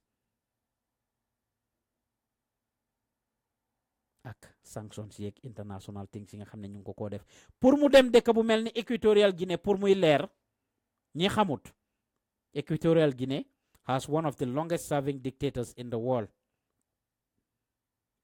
now 37 years moog Mugabe ñoo doon compete gis ngeen ne Mugabe faxas nañ ko kookit mu ngi ci yoon pour ñu faxas ko because dictatorship is about to end in the world. People are aware Equatorial Guinea just like Gambia seen nit ñi ñu ngee génn ñu ngee xeex ñu ngee def yu bari ñoom tamit di ñaaxtu pour génne fa kooku 37 years is too much.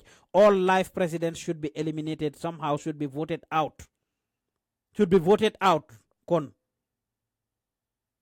not eliminated. But I challenge the citizens of every country to go about and vote out the life presidents that they have. You in the term limit everywhere. That president is gonna go. Lutakh Yaya Jammeh dem Equatorial Guinea, because Equatorial Guinea is one of those countries that's not under the ICC, muy International Criminal Court bi, fofu nga xamne fofu lañu prosecutor gaay, fofu lañ leena mëna yobbo fu mbaxana doone ben dekk bu mu fi demone muy Nigeria, Liberia, Sierra Leone, Ghana, any of these countries. At the end of the day, what may end up happening, ñoñu dinañ ko mëna turn over, dinañ ko mëna prosecute fofu, dinañ ko mëna yobbu court, dinañ ko mëna hand over back to the Gambia. But Equatorial Guinea has no such obligation. Just like mom nim génné won Gambia si International Criminal Court bi, the same way non la Equatorial Guinea nekkoté ci International Criminal Court.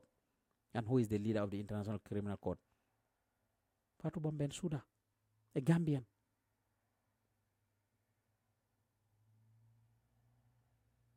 So su ngeen gisee mu dem Equatorial Guinea talk fa, there is a reason for it. There is a reason for it. Fim talk noonu su fa génnee mu stand a risk of being arrested and turned over. Dëkk yu bari they put their sanctions and stuff on him. Lii lu jara xam la Gambia.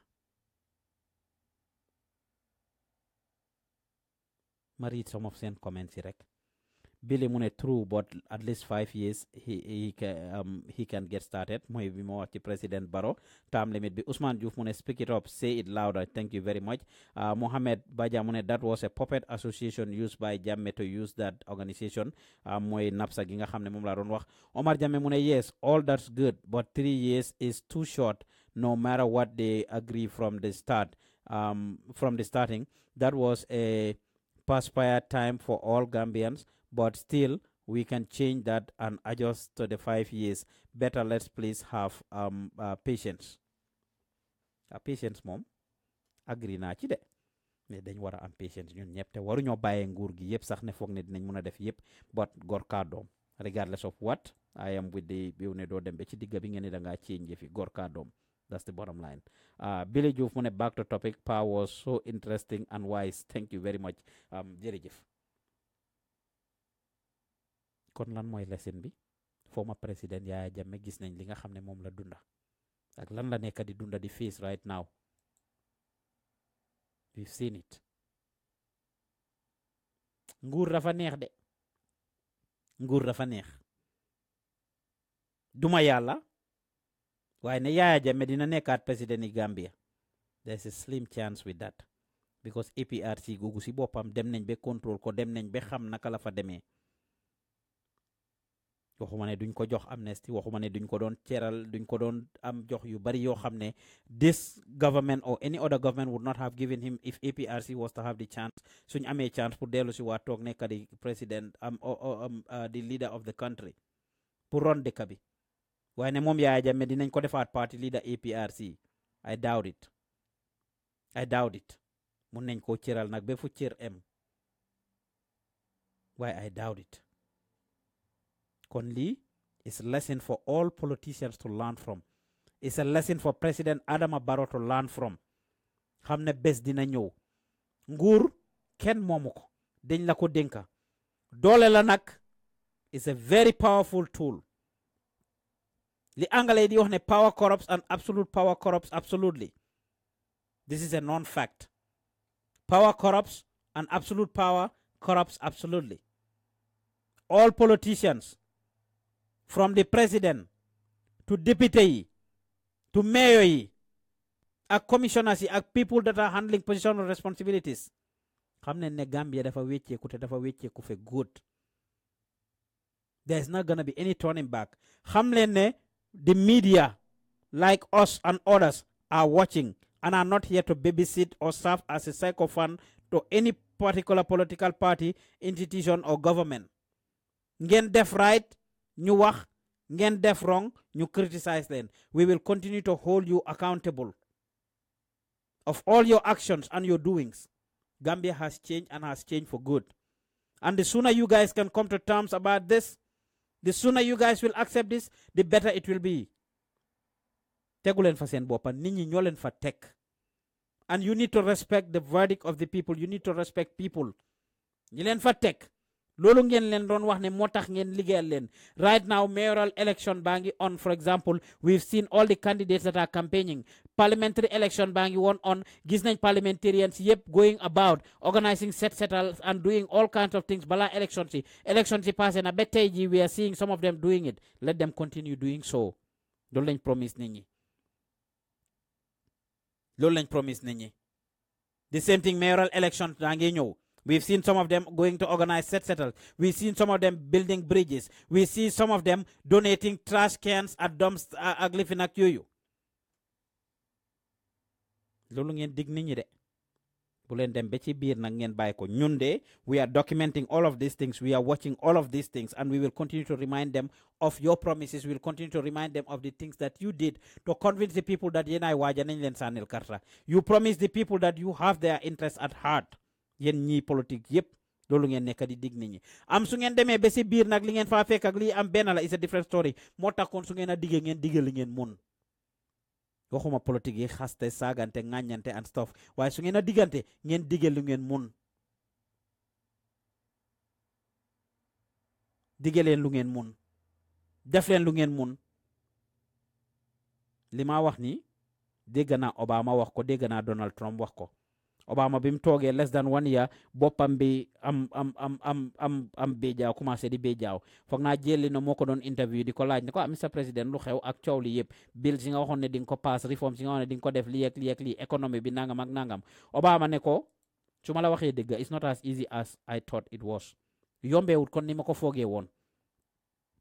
yombeewut comme ni ma ko foogee woon parce que maa ngi foofu mébét yi ma amee woon yëpp maa ngi ko am ba tey. agenda bi ma amoon yëpp plan yi ma bëggoon a def yëpp maa ngi ko am ba tey waaye di reality is dañ am Senate ak House bi nga xam ne Republican yi ñoo ko nekk di contrôle man ak lu ma bëgg a def mënumaa toog rek def lu dul ma joxe executive order te executive order du luy taxaw ndax executive order ku ko joxe beneen président bu ñëw mun nga koo génnee comme ni Obama joxe executive order Donald Trump ñëw di génne executive orders yooyu yëpp the same thing Trump it orders yi moo joxe yëpp keneen ku ñëw mun na koo génnee. Obama ne moom dafa bëgg a pass i bill te bill bu mu yóbbu si House bi bill bu mu yóbbu si Senate bi gars yi decline ko gars yi duñ ko pass kon moom naka la moo defee programme am yi nga xam ne bëgg na ko. ñaareel ba li nga foog ne moo fa nekk ci xaalis ak ni nga foog ne noonu ngaa doxalee soo demee resources yi nga foog ne moo fa nekk soo demee ba si biir dang dee xam réalité bi ne li ma foogoon ak li am du benn. The amount of resources I expected ne moom lañ am du benn te su ma ne resources du alal rek mun naa nekk si expertise mun naa nekk si human resource mun naa nekk yeneen gàllankoor yoo xam ne yow fee nekkuloo si biir doo ko dee xam liggéey bu nekk nag noonu la fee dugguloo bi ci biir doo dee xam nu mu demee. doo dee xam ni mu demee.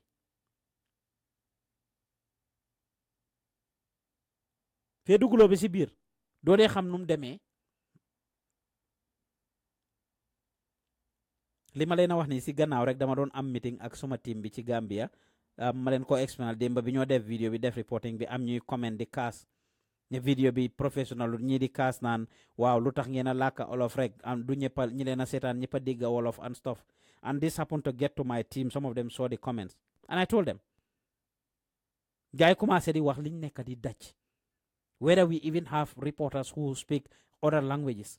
The efforts that we are making on a daily basis to get people that can come and work for us ñoo xam ne dinañ mën a làkka yeneen làkka yi nga xam ne moom lañ bugga.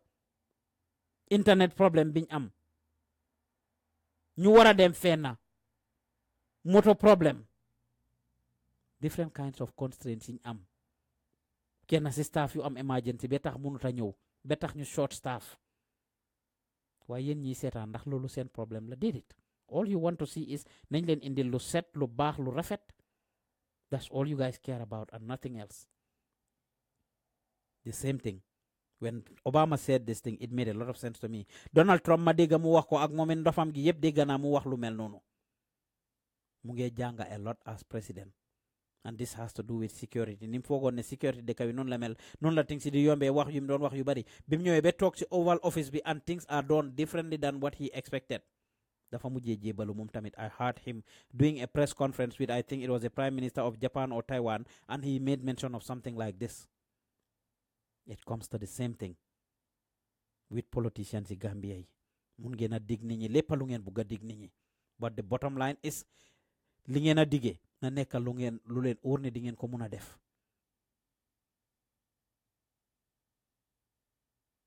You promising people the sky, promising people the moon, promising people the sun. If you know you cannot do it, don't promise that. So they may be am igalankoor nag dinañ understand why situation Yaya Jammeh is for you guys to learn from. Képp ku si dem tamit di corrupt nit ñi dénk la nga dem alali réew mi loo xam ne da nga ko war a jël contract boo xam ne Banjul la nga ko doon war a def wala Serekunda wala Farafenni nga ñu war see charge amin nga xam ne Gambian si dañ si doon war a njëriñu nga jël loolu divert loolu ñu jël at amount jox la ko pour yow nga jël ko damma sa poos dala comme ni Yaya Jammeh ibee woon yenn accounts yi nga xam ne they were supposed to go to the Gambia government mu open special accounts pour loolu ñuy jël xaalis yi di leen deposit foofu noonu. We are hearing the commission and we are hearing the things that are being unveiled and they sound very realistic, matter of fact. So muy President Barrow mi ñi taxaw pour mayo ñi taxaw pour National Assembly bàyyi leen xel seen xel képp kuy represent dëkk bi in whatever capacity, pay attention to that. Pay attention to that. ñu xam ne ëllëg dina ñëwi. ñu xam ne ëllëg dina ñëwi. kon ma read some of the comments rek inshallah su ko defee ñu continuer programme bi bili mu ne yeah right defut de amoon na Mauritania ak Morocco pour dem waaw mu ne Yaya Jammeh amoon na Mauritania ak Morocco pour dem xam na lu tax demut foofu because su demee si dëkk yooyu ñooñu ñu ngi under the ICC ndax ñooñu dinañ ko mujjee lifin and like so we have to understand some of the reasons lu tax mu def lim def. Aliou Diop mu ne it is so sad how he end up in life. Lesson learned, we all reap what we sow. Jammeh is a lesson to every Gambian.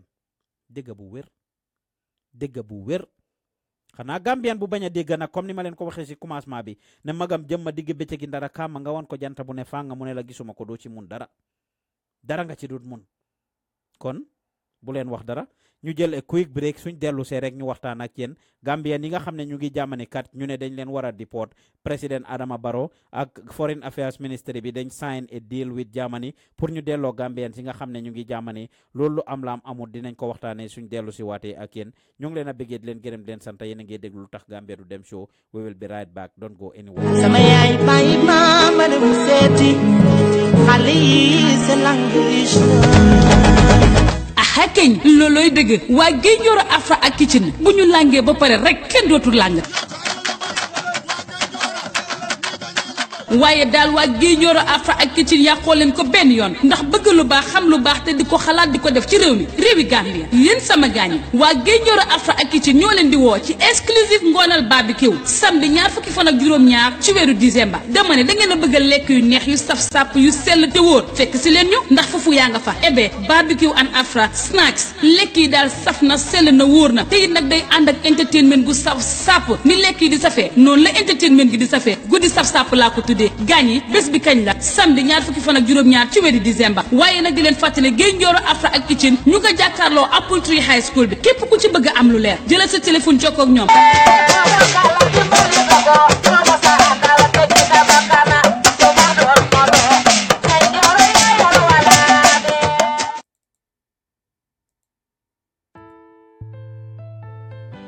Gambian talents radio.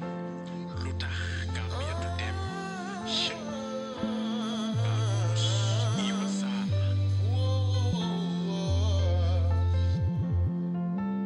Lutakh Gambia on today.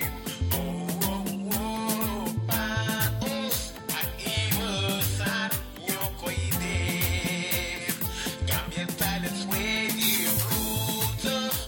Gambia on today.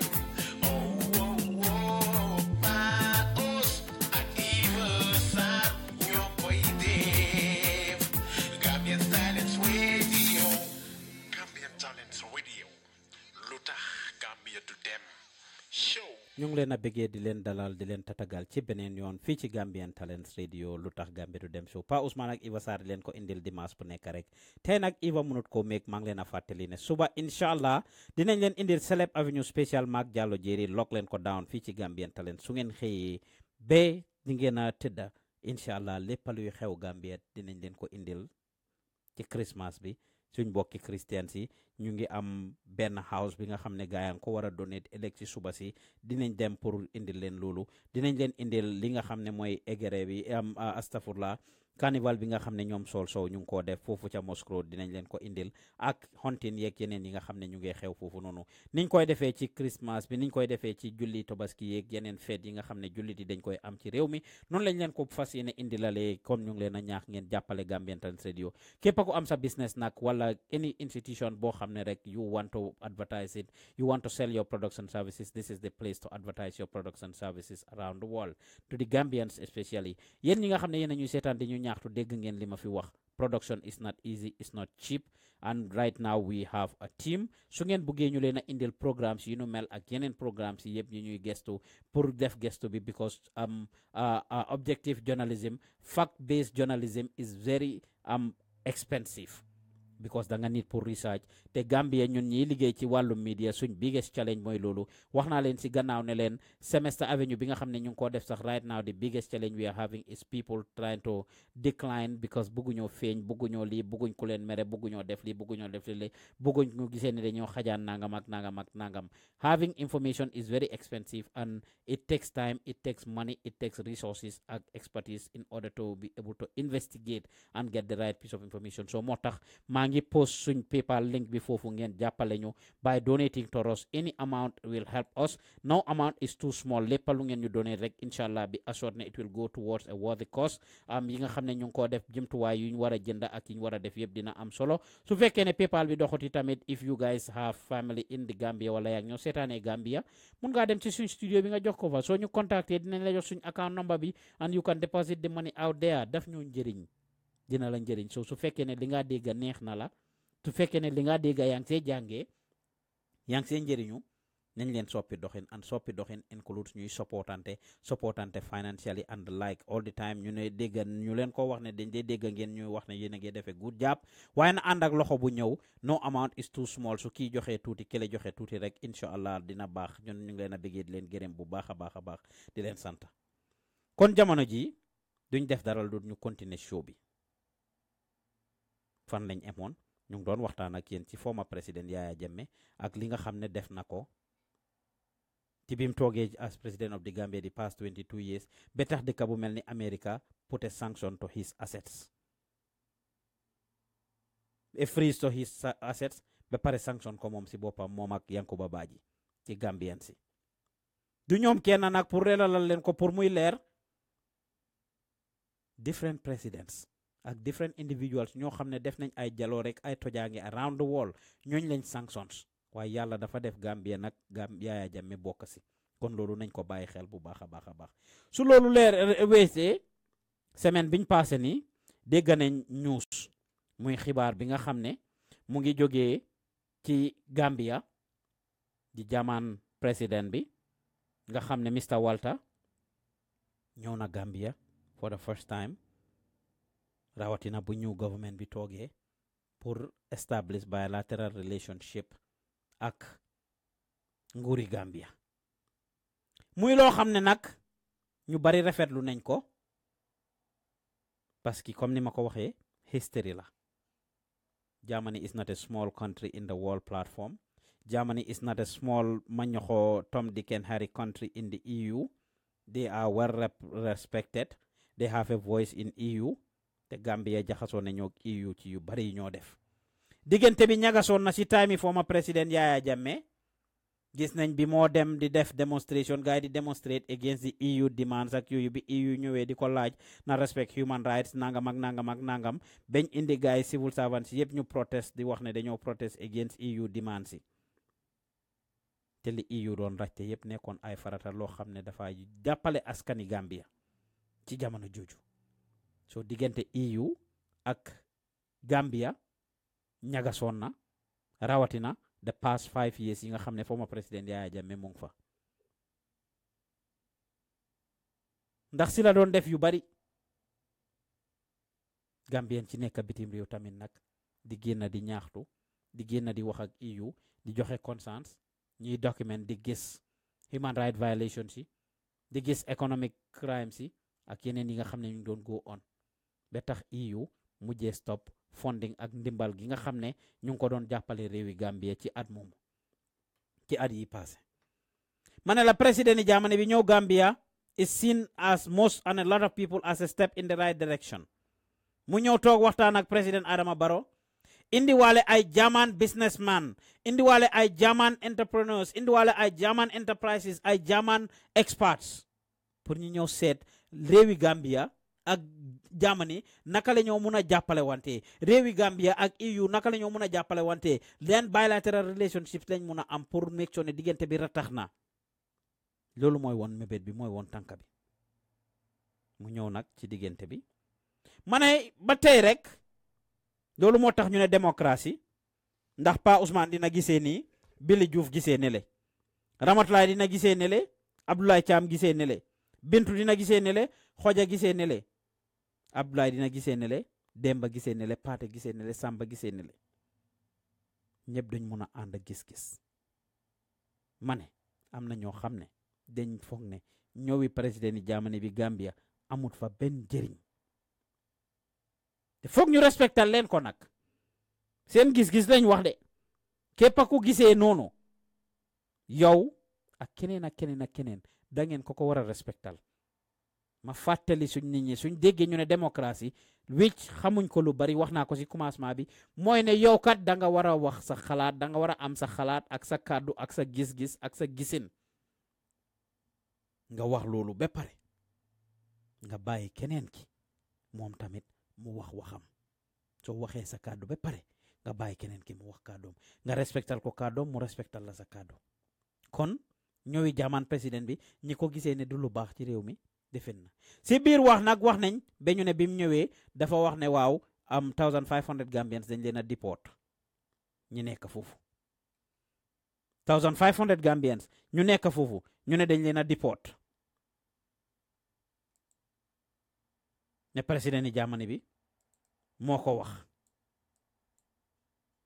mu nekk loo xam ne nag lu daw yaram la ba tax yenn Gambians yu nekk ak Africans yu nekk foofu ñu xaw a am seen jafe-jafe waxtaan ne no more deportation ba tax gaa yi génna doon ñaaxtu ne bëgguñ deportation am ñu ne bëgguñ deportation am bëgguñ ñu deport leen kon loolu dafa nekk loo xam ne lu am solo la réewi Gambia coow li ne kur ñu ne 1500 Gambians dañoo deport ñan ñoo leen a deport Gambia government bi ñoo sign kayit pour wax loolu fan yi nag comme ni ma ko waxee people came out and protested and what were they protesting against affaire deportation boobu noonu maa ngi jéem a kiw loolu noonu su ko defee ma playal leen ko den ñu seet naka la fa taajoo ñu topp li nga xam ne mooy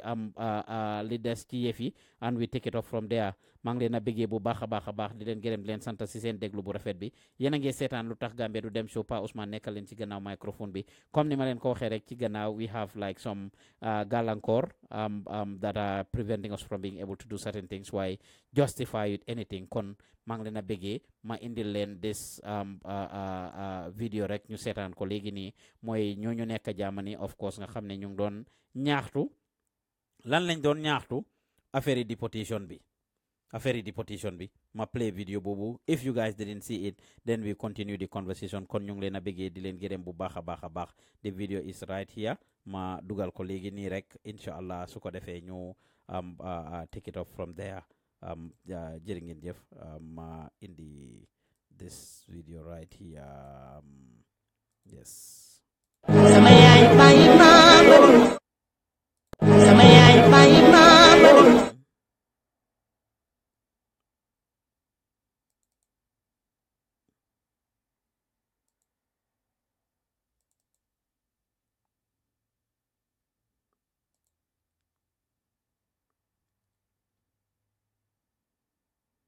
ngeen balal ma yéen a ngi déglu di seetaan Gambian Talents radio si jamono ji Pa Ousmane leen nekkal ci gannaaw microphone bi rek video bi laa jéem a dugal fii rek incha allah pour ñu gis ko and we will be able to take it off from there léegi nii ma indil leen ko rek ñu seetaan ko léegi nii duñu boole maa ngi leen ay jéggalu si loolu bu baax a baax a baax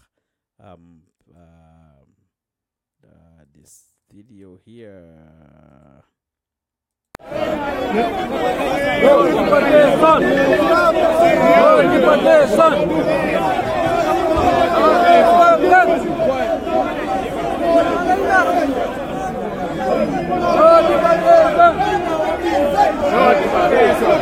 No deportation. No deportation. No deportation. No deportation. No deportation.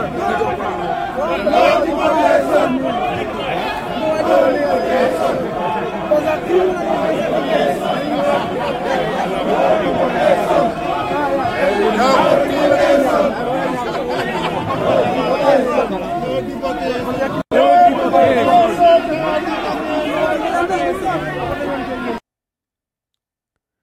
waaw ndeysaan yéena ko gisandoor ma indiwaat video boobu rek si beneen yoon gannaaw bi nga xamee ne No deportation. No deportation.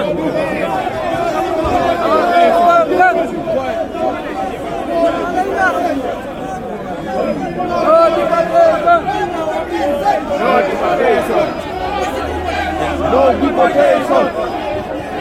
No deportation.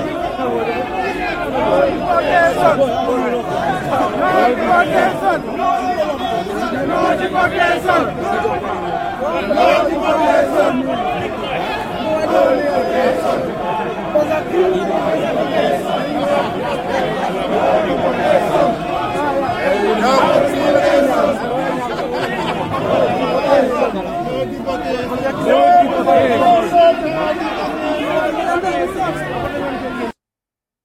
Foreign Affairs, the Gambians abroad.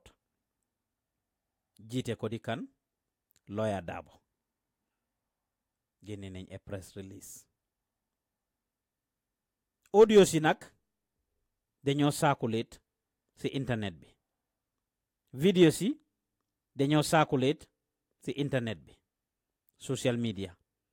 WhatsApp la, Viber la, Facebook la, Instagram la, Twitter la. Fii la nit ñi di dem ak Snapchat di upload videos. ñuy gis videos yi nag ba tax ñuy gom ne lii mooy li am. ñuy gis videos yi nag ba tax ñuy jàppa ne lii mooy li am. wala ñu dégg nit toog def programme comme biñ commencé programme bi ni ma ko waxee ne dafa am ñoo xam ne ñoo mettil ñun suñ liggéey jamono ji mooy ñi nga xam ne dañoo tob rek dégg dara rek ne matt ga damm na tob rek duñ ci def gestu génn def programme.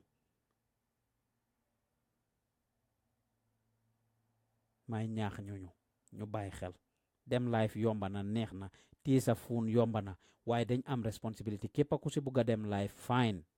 As long as li nga wax yaa ngi ko base si xam-xam as long as li nga wax yaa ngi ko base si hikma as long as li nga wax yaa ngi ko base si gestu am na solo waaye soo toogee nii rek ne da ngaa def programme di wax te li nga wax xamuloo si dara urul la wala nit a ñëw wax la dara rek nga gom ko te gestu wuloo si su boobaa loolu amul solo su boobaa da ngaa mislead nit ñi su boobaa da ngaa tàngal xoli askan wi.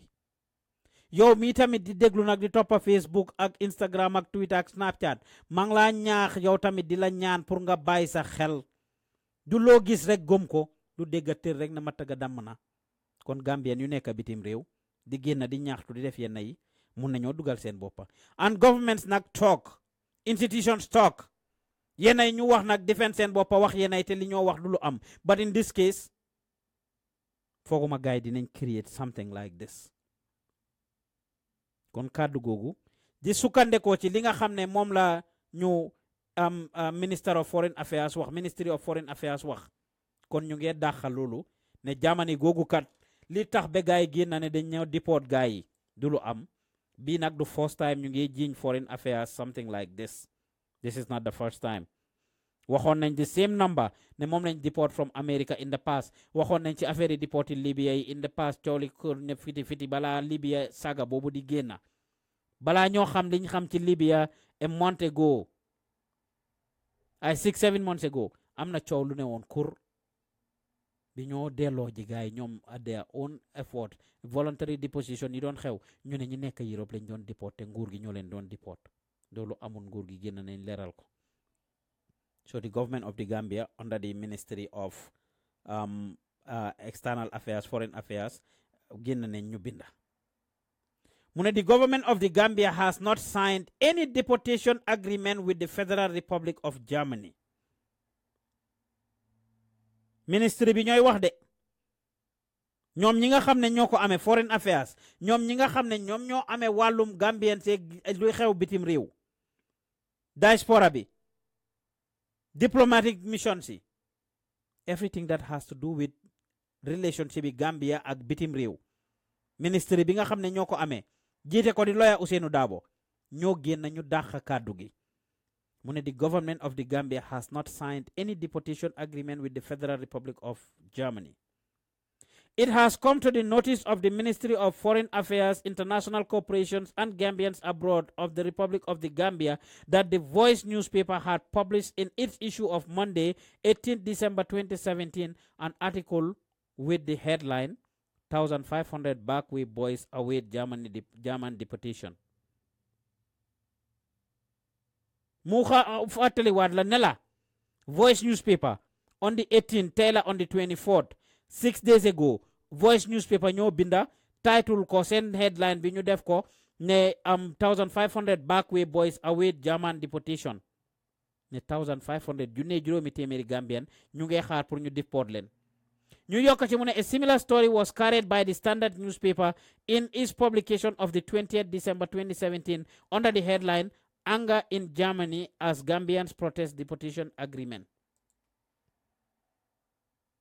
Mooy video bi ma leen play léegi nii ngeen dégg gaay naan no more deportation ñooñu ñu ci bari ay Gambians ñooy ñaaxtu noonu Standard newspaper ak Voice newspaper ñoo bindoon ñi binda on the 18th Voice Standard binda on the 20th. The release further said, the ministry is also informed that the same news is making circles in various social media platforms. In light of the above, the Ministry of Foreign Affairs wishes to inform the general public that the referred publications are false. ñu ne yëg nañ ne kat social media ci internet bi Facebook ak ñoom seen news bi mu ngi daw foofu mu ngi circulate video yaa ngi daw rumor yaa ngi coow nit ñaa ngi bàyyi audio di coow luñ xam ak luñ xamut kon ñoom ñu ngi xamal nit ñi ne lii du lu am. The government of the Republic of the Gambia has not concluded any deportation agreement. Déggal leen de mu ne the government of the Gambia of the Republic of the Gambia has not concluded any deportation agreement with the Federal Republic of Germany during the recent visit of President Frank-Walter Steinmeier to the Gambia. On the contrary, the visit of the German president was a very productive one that opened various avenues, opened up avenues for the strengthening of our bilateral relationships, the outcome of which was communicated to the press through a press conference at the end of the visit. Kon ñu ngi xamal askan bi ne ñoom kat visiti président bi nii d'accordu ñook moom ci benn deportation. They did not conclude lañ wax. Conclude nag foo ko dégga nañ leen seet word boobu foofu it needs to be looked at. Conclude uñ kon moom it ne commencé nañ ndax conclude foo ko dégga mooy jekkali ñu ne jekkale guñ benn process pour ñu deport Gambian si nañ leen déglu kàddu gi de ñu ne jekkale wuñ which means commencé nañ parce que looy jekkali rek danga ko commencé loo tàmbali wut amuloo loo faa jekkali so dafa mel ni commencé nañ discussions waaye complete wuñ any process of deporting 1,500 Gambians ci li gaay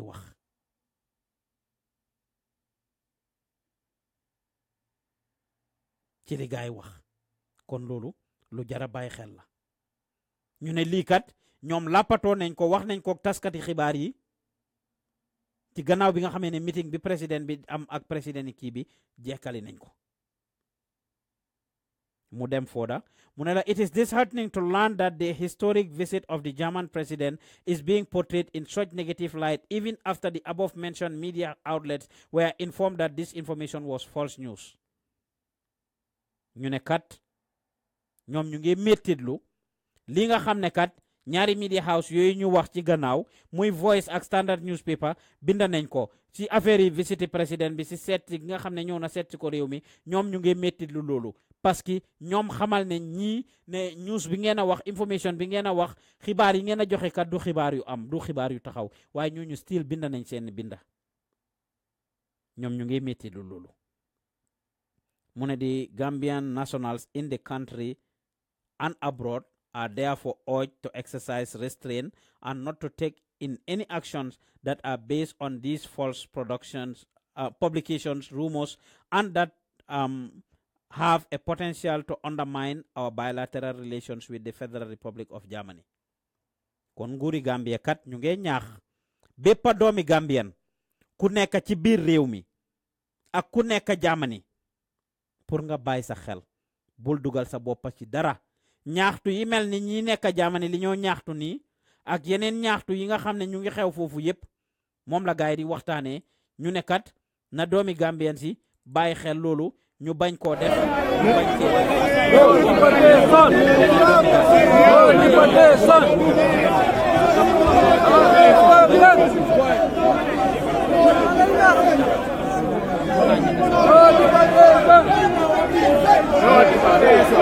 No deportation. No deportation. No deportation.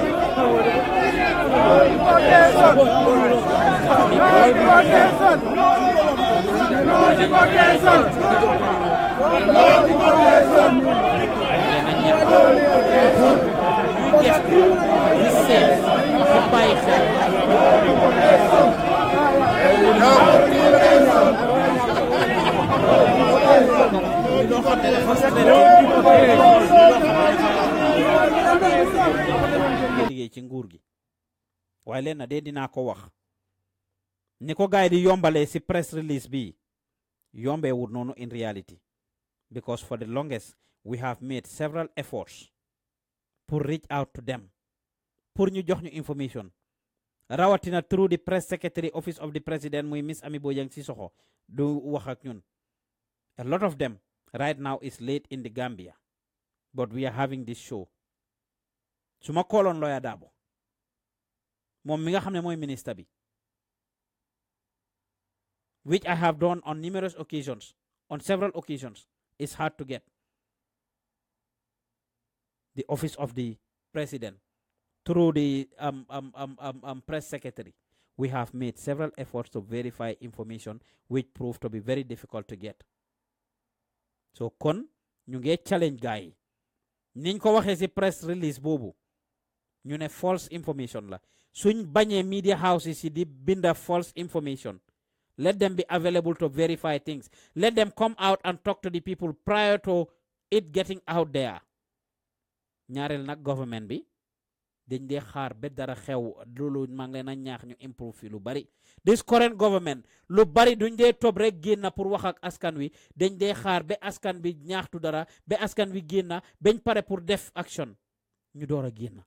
Gis nañ ko ci nawek issue bi, gis nañ ko ci Occupy Westfield, gis nañ ko ci response bi nga xam ne moom lañ tontu Halifa Sallah bi mu waxee, gis nañ ko ci issue bii nii that is going on right now ci affaire deportation bi. Let them constantly engage the citizens. If the newspapers reach out to them to verify something, let them go ahead and talk about that the next day before publication be come out. Let them open up their doors and communicate with the public through the media houses. They cannot go and talk to people every day, but through the newspapers, through the radios, through the televisions, through the online platforms, they should be able to communicate their messages and what is exactly going on. Lii nag ku leen ko wax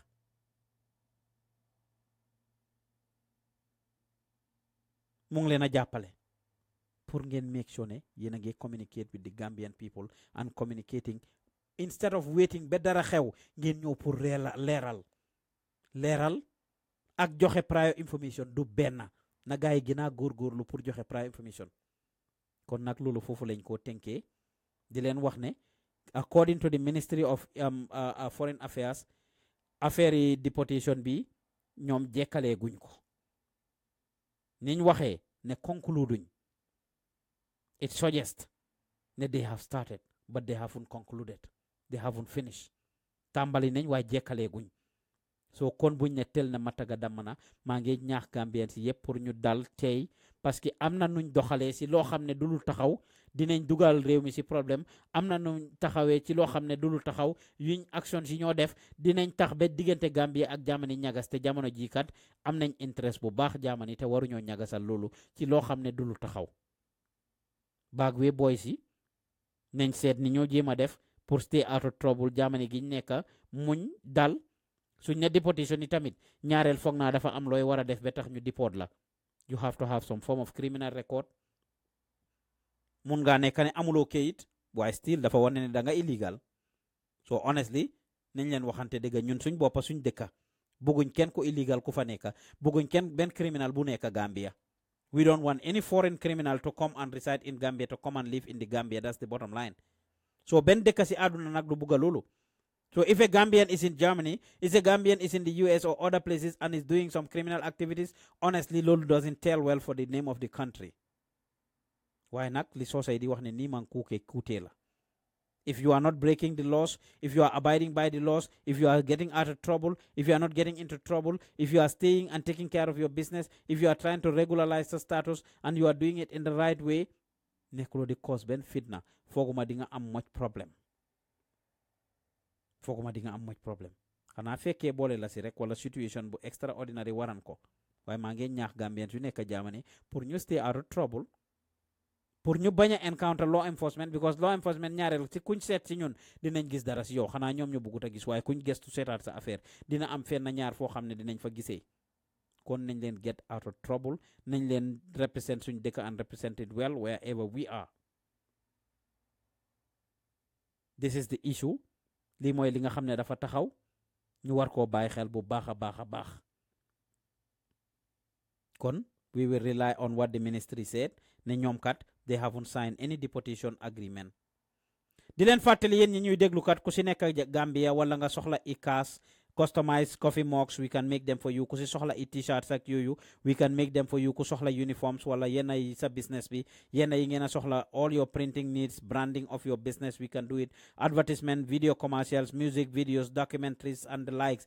Even ñi am seen ngénte sax bëgg ñu cover leen ko wala seen xew yi takka yeeg ñoom seen contact leen ñu dinañ leen provider this service suñu Gambian Talents studio bi ci Gambia. Ñu ngi leen ay bëggee di leen gërëm bu baax a baax ci seen déglu bu rafet. Pa Ousmane Diouf nekkal leen ci gannaaw microphone bi leen fàttali ne ëllëg dinañ am Celeb Avenue spécial man ak Jallow Jerry te dinañ leen indili tamit live coverage of the activities that are happening in Banjul, hunting yeeg gese yeeg li nga xam ne mooy carnival bi war a xew foofu ci Mos Road dinañ leen ko indil. ñu ngi leen a bëggee di leen gërëm leen sant ñu jël beneen bi rek suñ dellu see ñu della ak ki nga xam ne kat mooy GRTS ñu ngi yokk seen salary staff yi ñoom waa GRTS ñu ngi yokkal seen salary yeeg seen employees si seen staff dinañ waxtaanee si loolu incha allah si kanam léegi tey ak yéen bu leen wax dara yéen a ngi déglu Lutakh Gambia du dem show.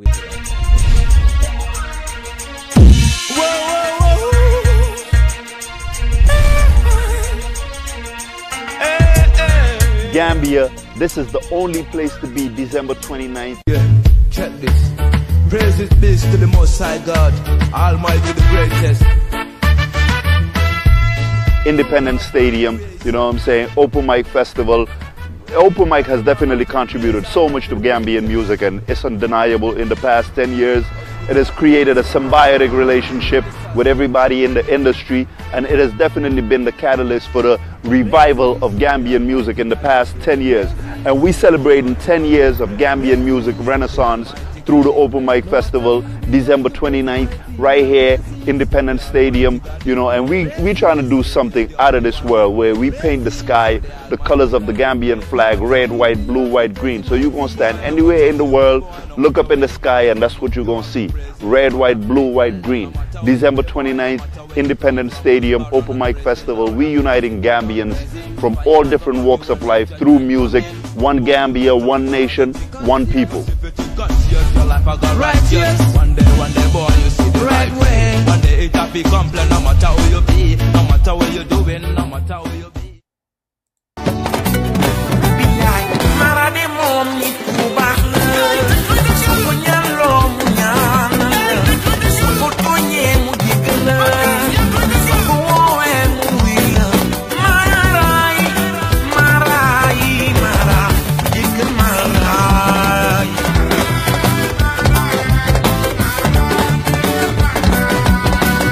marade mom nit ku baax la ko ñaan loo mu ñaan ko tooñee mu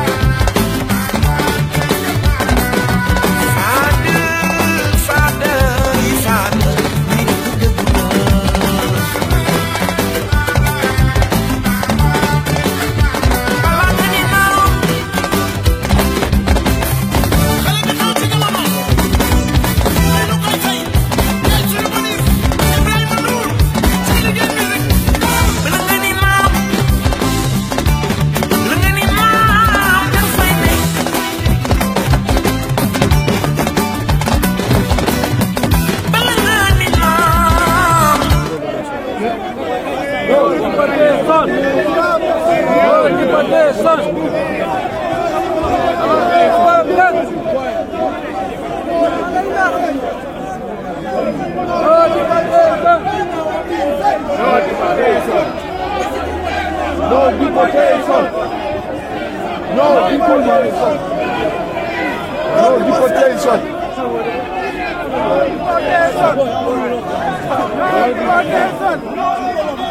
No deportation.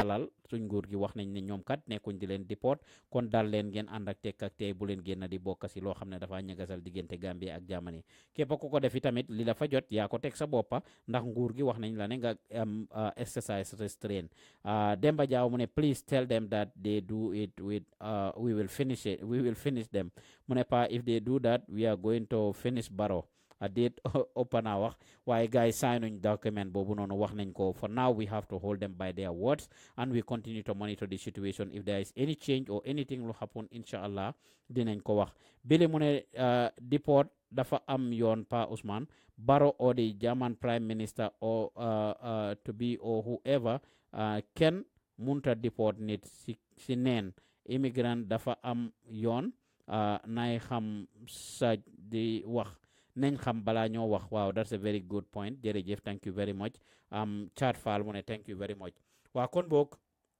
yéen a ngi déglu di seetaan Gambian Talents Radio comme ni ma leen ko waxee ci gannaaw the show is live ñaax nañ leen pour ngeen jàppale ñu semestre yi nekk ci Gambie ñu ngi leen a wax ngeen jokk ñu pour ñu fiico leen ci semestre avenue bi yéen ñi nga xam ne da ngeen dem foofu pour visit seen families su loolu weesoo yi tamit yéen ñi nga xam ne yéen a ñu nekk di déglu ñu ngi leen a ñaaxi tamit ngeen donate ñu waxtaanal nañ leen breagal leen down affaire yi former President Yaya Jammeh and told you li nga xam ne moom la American government bi def baalu axa ba pare ñaax ñi nga xam ne ñooy suñ government bi ñi nga xam ne ñoo nekk ci boppi nguur gi ci jamono ji pour ñu bàyyi seen xel bu baax a baax loolu lu am solo la pour ñu bàyyi ko xel su loolu weesoo tamit wax nañ leen li nga xam ne mooy affaire yi deportation bi nii nga xam ne ñu ngi ko jiiñ waa Germany ne président Barrow ak nguuri Gambia dañ agree ne dañoo delloo booy si Gambien su nekk Germany 1500 of them ñu nekkaat loolu du lu am nguur gi dàq nañ ko su loolu weesoo nag mbokk yi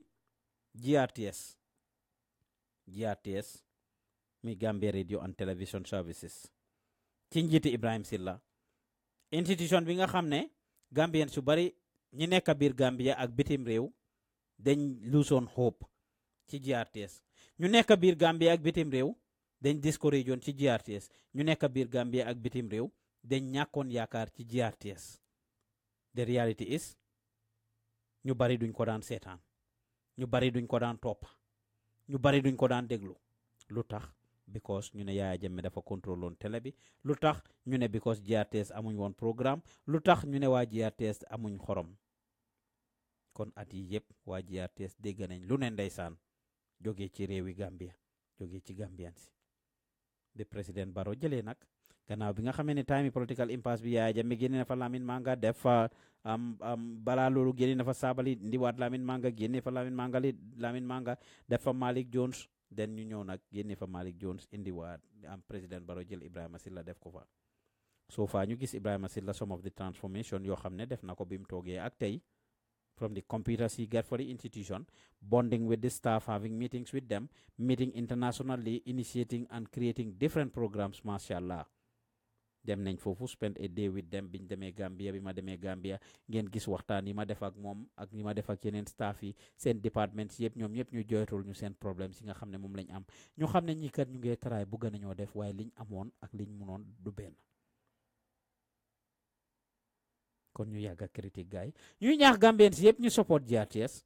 There are different platforms including ours ak yeneen yëpp but at the end of the day is the state broadcaster nguuri Gambia ko moom nañ xam ne nguur gaa ko moom ñu jox equal platform equal opportunity to different individuals ñu ngi create employment ñu ngi indi di génne li xew ci réew mi right now they don't have a choice if they don't keep up with the demands of time kenn du leen seetaan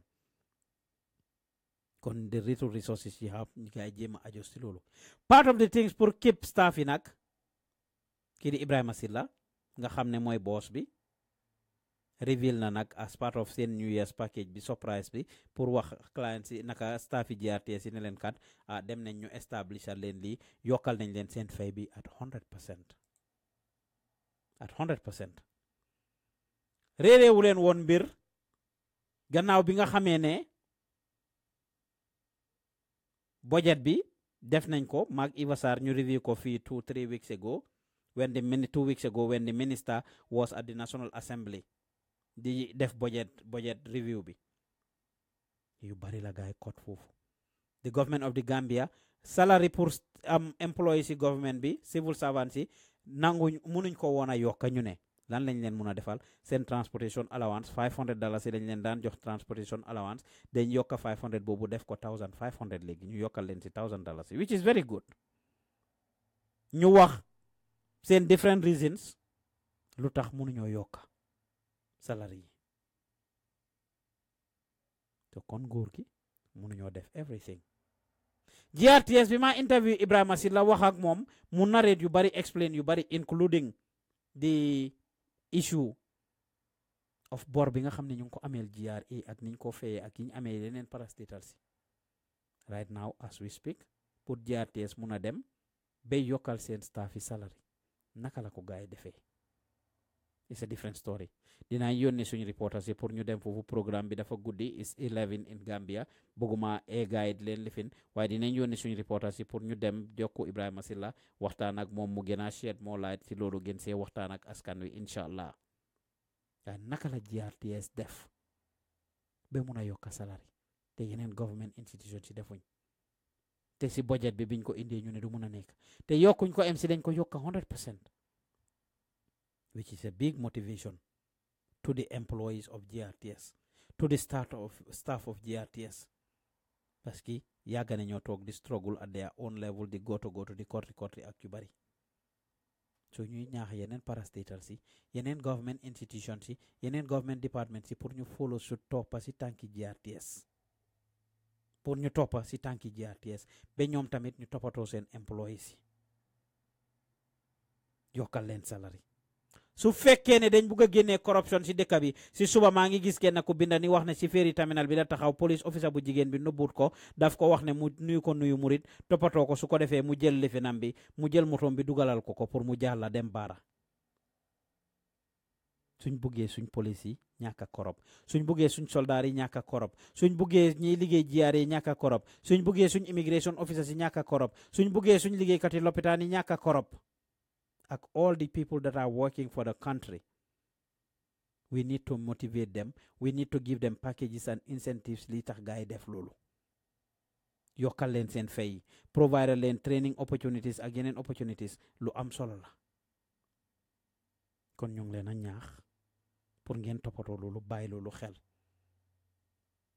di gërëm GRTS di leen ndokkale for that initiative comme ni ma leen ko waxee dinañ jël Ibrahima Silla jéem koo jokk pour mu shed more light on this for us kon these are the three things yoo xam ne dañ ko doon nar a discussé maag Eva Sarr tey Eva is actually not here I try my best to deliver the project di leen ñaax ngeen jàppale Gambian Talents ku si am sa business muy fii bitim réew wala ci Gambia ngay target Gambian si this is the place to advertise soo ko defee yaa ngi contribuer towards the development of the Gambia parce que ñu ngi jéem ñun luñ mun si suñ kéemtalaay kàttan mënuñoo def yëpp at our own level foog yéen ngeen jàppasi rek pour liggéey bi dem kanam kon ñu ngi leen a gërëm di leen santa ci seen seetaan bu rafet di leen ñaax ngeen like suñ Facebook page bi Gambian Talents Promotion su dee like gu leen ko ngeen toppañu on Instagram ak Twitter Gambian Talents Promotion di leen ñaax ngeen toppañu YouTube Gambian Talents Promotion this is the one way you will be able to help us suñ vidéo si share leen ko du leen wàññi yéen waaye dinañu yokk ñun share leen suñ vidéo si share leen suñ vidéo si share leen suñ vidéo si donate leen to us financially ndax programme yi ñoo produce yëpp they are very expensive and cost a lot of money and resources and time kon boog pour ñu indil leen fact based journalism indil leen liggéey boo xam ne dañ koo teg si yoon indil leen xibaar yu leer te wóor foog ngeen jàppale ñu ndax su ngeen ñu jàppale mooy tax mu dem kanam kon donate leen ñu by clicking on the PayPal link that we pin on that video you are watching wala boog ngeen jokk ñu si suuf ku ma contact man Pa Ousmane Diouf wala through Gambian Talents dinañ leen mun a jox the information that you need ci Gambia ñu ngi fa amee bank account boo xam ne di ngeen ñu fa mun a donate xaalis wala ngeen dem ci suñ office bi on Kairaba Avenue opposite Alliance Franco behind the former IEC building fala suñ studio bi nekk suñ office bi nekk di ngeen ñu mun a dem foofu pour donate ñu suy crédit ngay jënda jox ñu suy da nga am computer boo xam ne yusuloo ko wala mun nga ñoo jëndal computer donate ñu ko suy recorder nga ñoo donate suy lampa nga ñoo donate suy any other electronic item nga ñoo donate wala xaalis nga ñoo jox pour ñu jënda internet xaalis nga ñoo jox pour ñu def lii pour ñu def lii any form of donation that you have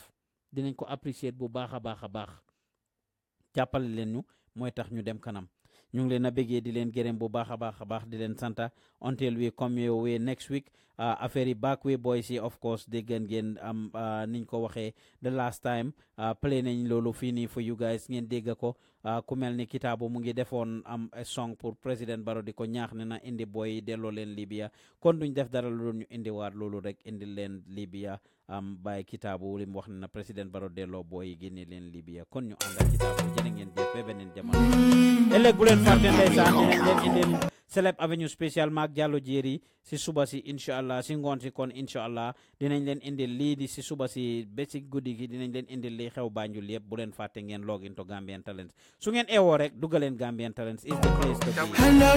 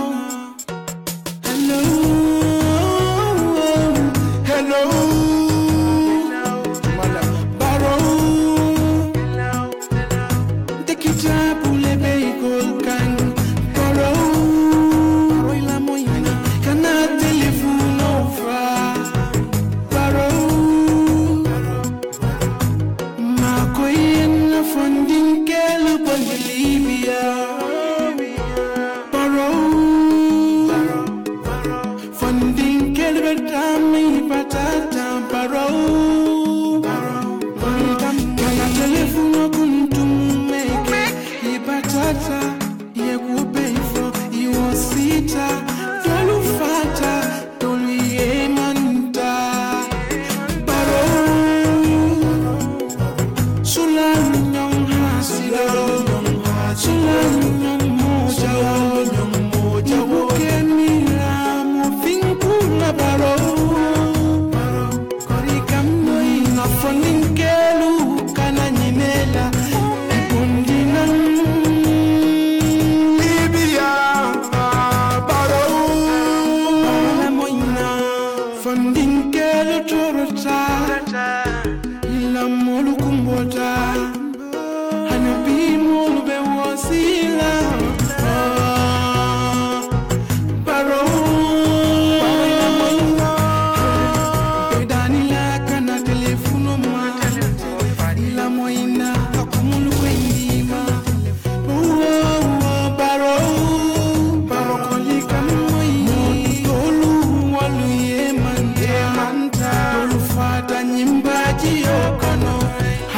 Sulolu bela hasidiala oyo baro kana telefono ni manku kesai muso dolu bejan futuo fam no problemo leti baro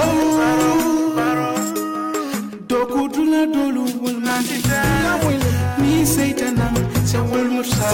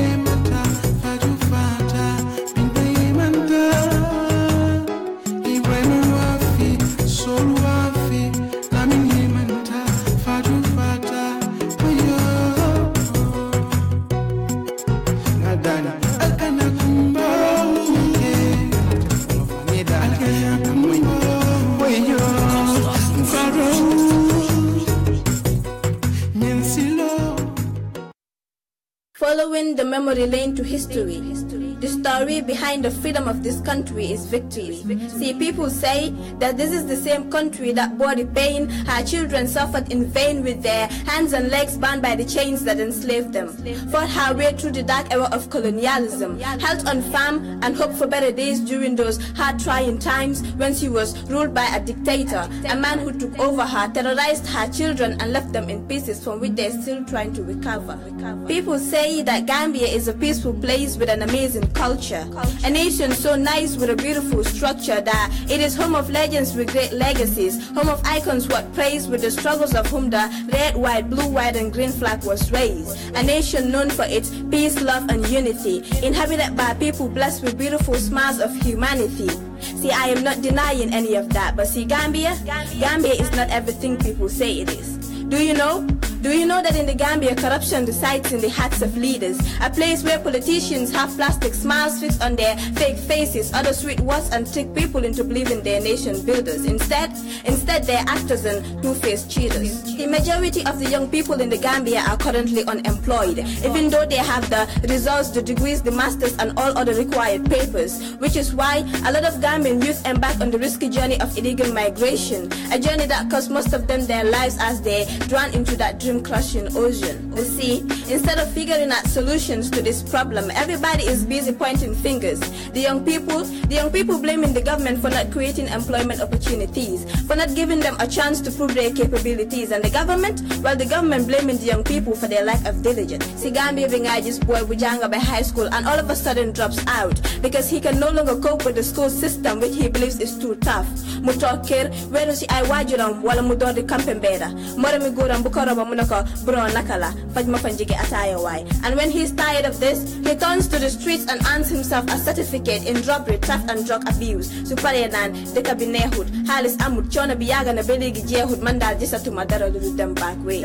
See, in this country, everybody dreams to live in luxury, but instead we dwell in never-ending poverty. Do you know why? See, I'll tell you why. It's because in the Gambia, people don't oppose each other with new ideas or innovations. No. In this country, people compete each other with juju and witchcraft, connect the whole someone with bad intentions. So do not be surprised that there is still no development in our nation. See, we are blessed with beautiful black skins, but we have hatred and jealousy in the blood flowing through our thickest veins. Just for power, people in this country commit the darkest sins. The Gambia being I just put rare so anye warudunde wo surere, even though more than half of the Gambian populace practices agriculture. In this country, a man can rape an innocent girl, take away her pride in the silence of the night and get away with it because we are so blinded by our culture. No magana na hadis Gambia we don't even support our own. Being I just a promoter who is willing to pay hundreds of thousands of dollars to a foreign artist but is never willing to do the same for his own. So for Gambian artists we ought to show the number of people you find them you can count and know why check days if foreign artists bring you in. Kuneka diligent the Harris for clothes and tickets, all of that just for show. I mean I know the Gambian music industry has some whack artists who already release crappy songs, some who are too busy hating and beefing on each other, which is totally all wrong. But there are a few good ones who are hardworking and have proven to be strong. So why can't we appreciate and support our own? Legi funit dugasi deka bidega New Gambia. Well, I tell you something, there is no New Gambia. There is just a new government ruling over the old corrupt system, a system under which we are all victims. In this so-called New Gambia, everybody writes and says what they want and call it democracy. Well, I don't know if it's just me or everybody else is actually turning democracy. To the new government, we know y'all want to make our nation rise, turn it to a country that will take all by surprise. But see, even development comes with a price. We had voted for change once. Who says we can twice? Power of freedom.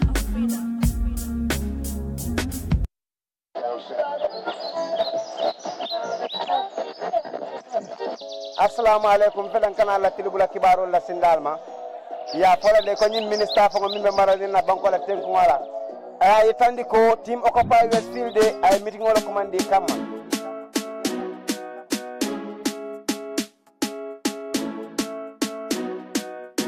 now wait now on just last week like post be Facebook nel in December be like the stable generator 60 still the stable and we need some cables the park in you occupy Westfield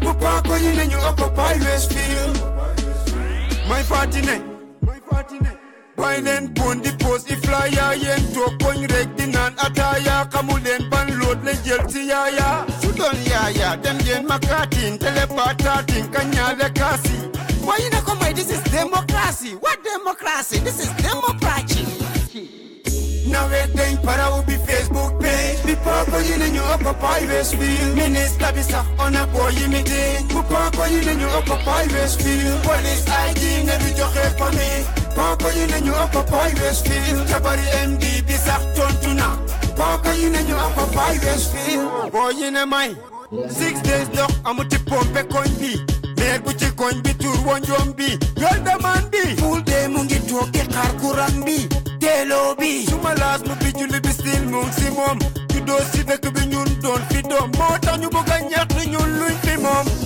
now everything para ubi Facebook page the papa in you occupy Westfield minister bisa on a boy meeting the papa in you occupy Westfield police ID never joke for me papa in you occupy Westfield Jabari MD bisa tontuna papa in you occupy Westfield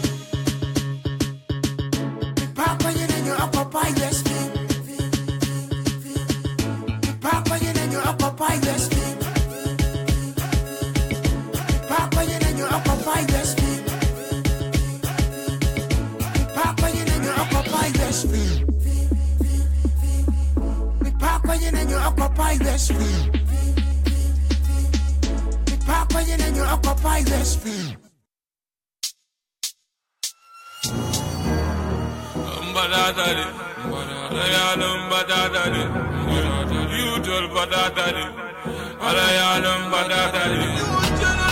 Manko dosodo, mando kusodo, mambisa sodo. Hey, bodo alimbuda, nana nyango saba. Hey, inside the Benjamin, full baby do bring. Mando kusodo, manko dosodo, mambisa sodo. Bodo alimbuda, nana nyango saba, nana kali saba. Bodo alimbuda, nana nyango saba. Hey. Go out of DJ, I love a baroye kugeli, you don't go to Badadali, Kunyandaka Kumasile, Sukono Kual Fonse de Panside, Nimano Banda Fonse Dokide, Fere Dide, Fonsa Wafide, Dada Dokonide, Yarapandan do Gudide, Yamanke Soldariatide, Nyama ke police yati, nyama ke prison yati, nyama ke drone squad yati. But the youth now wanna do no informatic, no informatic. Now you don't pay for spectacle, for the world migrate daddy, the world confused daddy, don't be the world give up daddy. Come daddy, alayalum daddy, daddy. Andu meda badalali Inza de Benjamin Full bebe do bring Mando kusodo Manko do sodo Mankisa sodo Odo alimbula Ngana nyamozaba Ngana kalisaba Odo alimbula Ngana nyamozaba Alabudros gado Yelo muta Yelo muta Alabudros gado Le yudul bula Yela bahidundi Alabu yudul bula Yela bahidundi Ngo visa Ambasi yembali Ngo patu Afama yembali Kadung kodo dije Mariani Congo Kudende fada di Fonse Canada di Inango Fonse ti For you don't say ti Inza de Benjamin Full bebe do bring Mando kusodo Manko do sodo Mankisa sodo Kodo alimbula Ngana nyamozaba Ngana kalisaba Kodo alimbula Ngana nyamozaba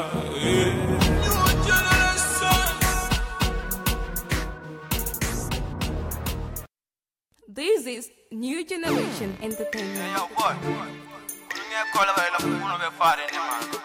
Bila ya jele bila kurang wanying man system wala tina man para buldega tanzam bodina wol kon gis ngeen nawet ci lu ñu ne wax leen ci dara bala yu ci di ñëw def fi dara ku be suba bangon kemun ci dara lu ndaw do kuram boy amatu dara gis ngeen nawet ci lu ñu ne wax leen ci dara bala yu ci di ñëw def fi dara Besuba bangon, kemun sidara, lundo do kurang boy, amatum dara.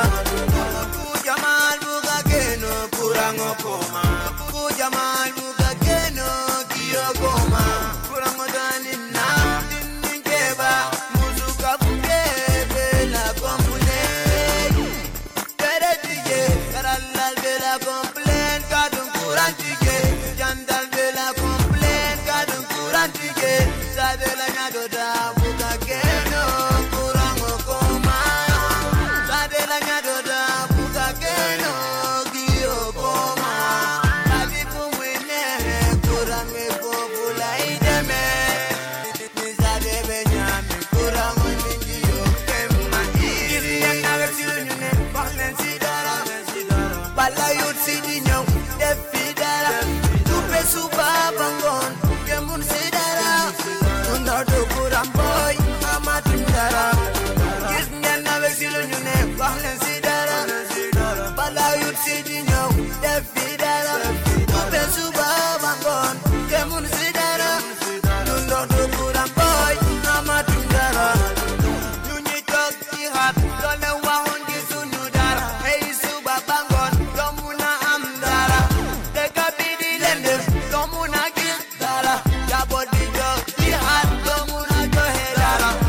Nanu am pom wasi den lenyu mojo gis nanu am kurang wasi lut lenyu mojo lu kojan te kabundau alegi amadu nyunyu ne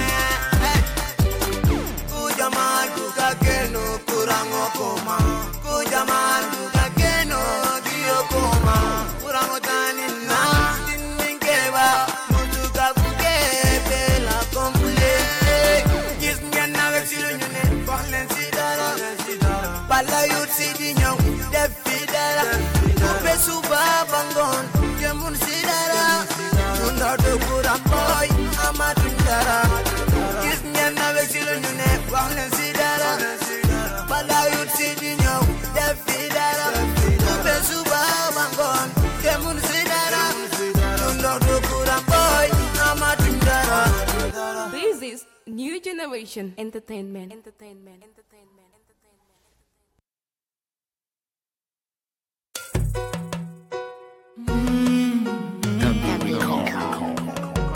Hello, Barrow. Hello, hello, Barrow. The guitar pull a vehicle can borrow. Cannot telephone over. Barrow. Makoyen funding kelu Bolivia. Barrow. Funding kelu betami patata. Barrow. Kaya telefono kuntumeke. Ibatata. Yekubeifo. Iwosita. Dolufata. Doluyemanta. Barrow. Sulanyong hasila. Sulanyong moja. Wukemila mufinkula Barrow. Korikamoi na foninkelu kana nyimela. Ipundinang Libya. Barrow. Moina foninkelu torota. Ilamolu kumbota. Hanubi molu be wasila. Barrow. Pedanila kana telefono ma. Ila moina akumulu kwendima. Barrow. Barrow kolika moi. Tolu walu yemanta. Tolu fata nyimbaji yokono. Hanibi sulalu bela. Hasidiala. Oyo Barrow. Kana telefono ni manku kesai. Hey musodol bejan. Futuo famu. No problem oneti. Barrow. Dokutula dolu wolmantita. Ni seitanam sa wolmusa. Barrow. Ikamoi na funding kelu bondina Libya. Barrow. Na funding kelu bondina Libya. Barrow. Funding kelu bedameng. Yedolu fa. Yedolu wafi. Sahara yedolu saren.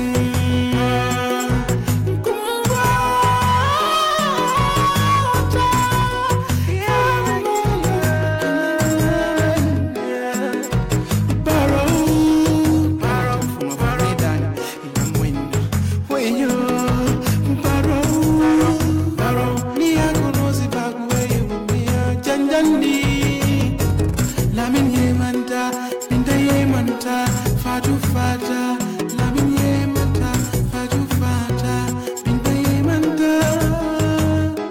Ibrahim wafi, sol wafi, lamin yemanta, fatu fata, ayo. Nadana, alkana kumbo, alkana kumbo, ayo. Barrow, Nyensilo. Alnimbara Gambian Talent Promotion. Alnimbara Allodulala Alibekarandirola Entertainment Alibabelela Dunia Kono Gambian Talent Promotion. Gambian Talent Allakudia Tanye.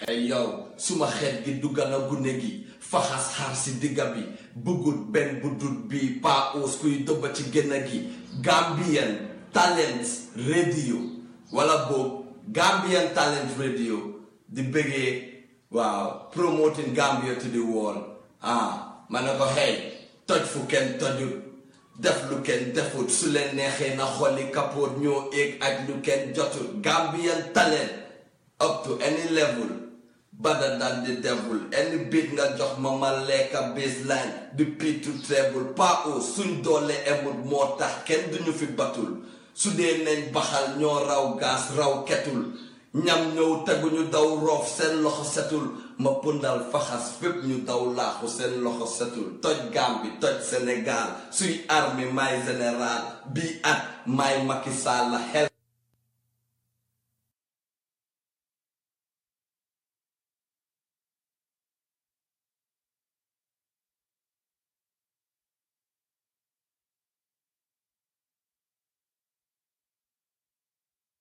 bu ko fecca di sega nga ne ma jàppa si sa ndiga bul rus ma ne meer bi ñëwut ñetti yoon la nag doo rëcca nga ne ma jël loxoy wicca di koy bugg a jàppa picca just dancing di ko téyax moo xam bu ko neexee sega dafa sori man duma ko jege na ko jël si kon su ko paree attaque xoola bi daje ñetti yoon la nag ndaw xare fi taxul ni ku dajee jinne regejul bala kenn tiye yaa yor sa radio di déglu kon nag fu la neex tiye is your boy by Babu straight from Talinding ba biir Texas maa ngi déglu Gambian Talent Radio show waaw ak Pa Os ma ne ko kaay leen ñu faxas sa loxo sa gannaaw melal ni kuy fogas jos seeg bañ rek mu ñagas nga ne ma suma xet gi dugga na gune gi faxas xar si digga bi bëggut benn bu dut bi xam na kuy doba ci génn gi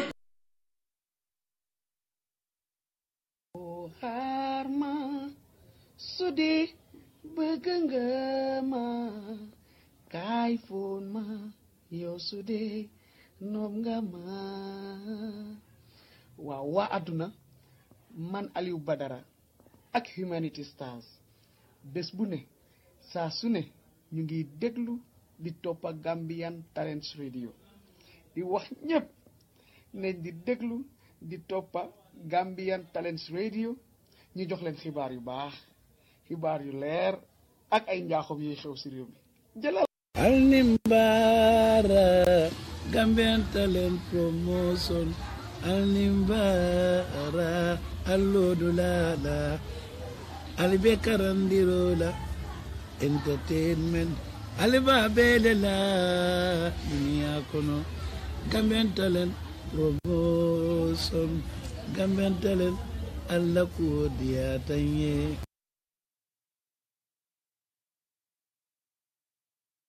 Fana fana ya mo wile fana fana ila waya pa Usman Jufe madabgnala Gambia Talent Radio pa Usman Juf kuy fana fana ya gana don fana fana pa Usman Juf fana fana pira Gambia Talent Radio madabgnala ñun ay faana lañ Pa Ousmane Diouf faana la kon guddi faana yi kan leen ko ci Gambia Talents ak Pa Ousmane Diouf du yomb mukk yéen ak Pa Ousmane Diouf ak faana yi rek xanaa faana Gambian Talents Radio Lutakh Gambia to them show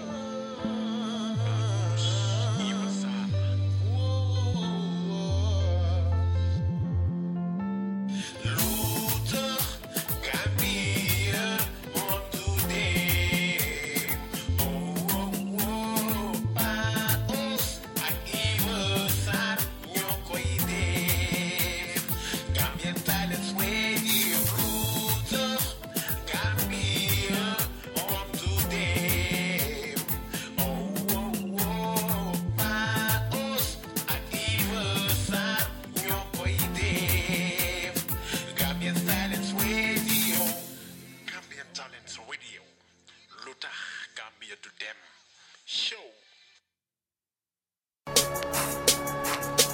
Palamate ñu naan tek bi du dem balaa maa dee ñu naan dëkk bi du dem waaye naka la mooy demee fekk elente wuñ jàmm ku nekk bëgg a wana sa morom mel ni jën xam naa su desoon si yéen mi kon du nokki oxygène Pa Ousmane yokkal ma mic bi ndax ma mun na toog du dem lu tax Gambia du dem ni lañu Sister Eva Sarr ñu dem Pa Ousmane Pa Ousmane Lutakh Gambia do them show every Sunday la on Gambian Talents Radio hosted by Pa Ousmane Diouf and Eva Sarr 6 p.m. la GMT just in case you ain't know ñu dem Lutakh Gambia do them show every Sunday la on Gambian Talents Radio hosted by Pa Ousmane Diouf and Eva Sarr 6 p.m. la GMT just in case you ain't know ñu dem pare ñaanal Gambian Ousmane lañ bokk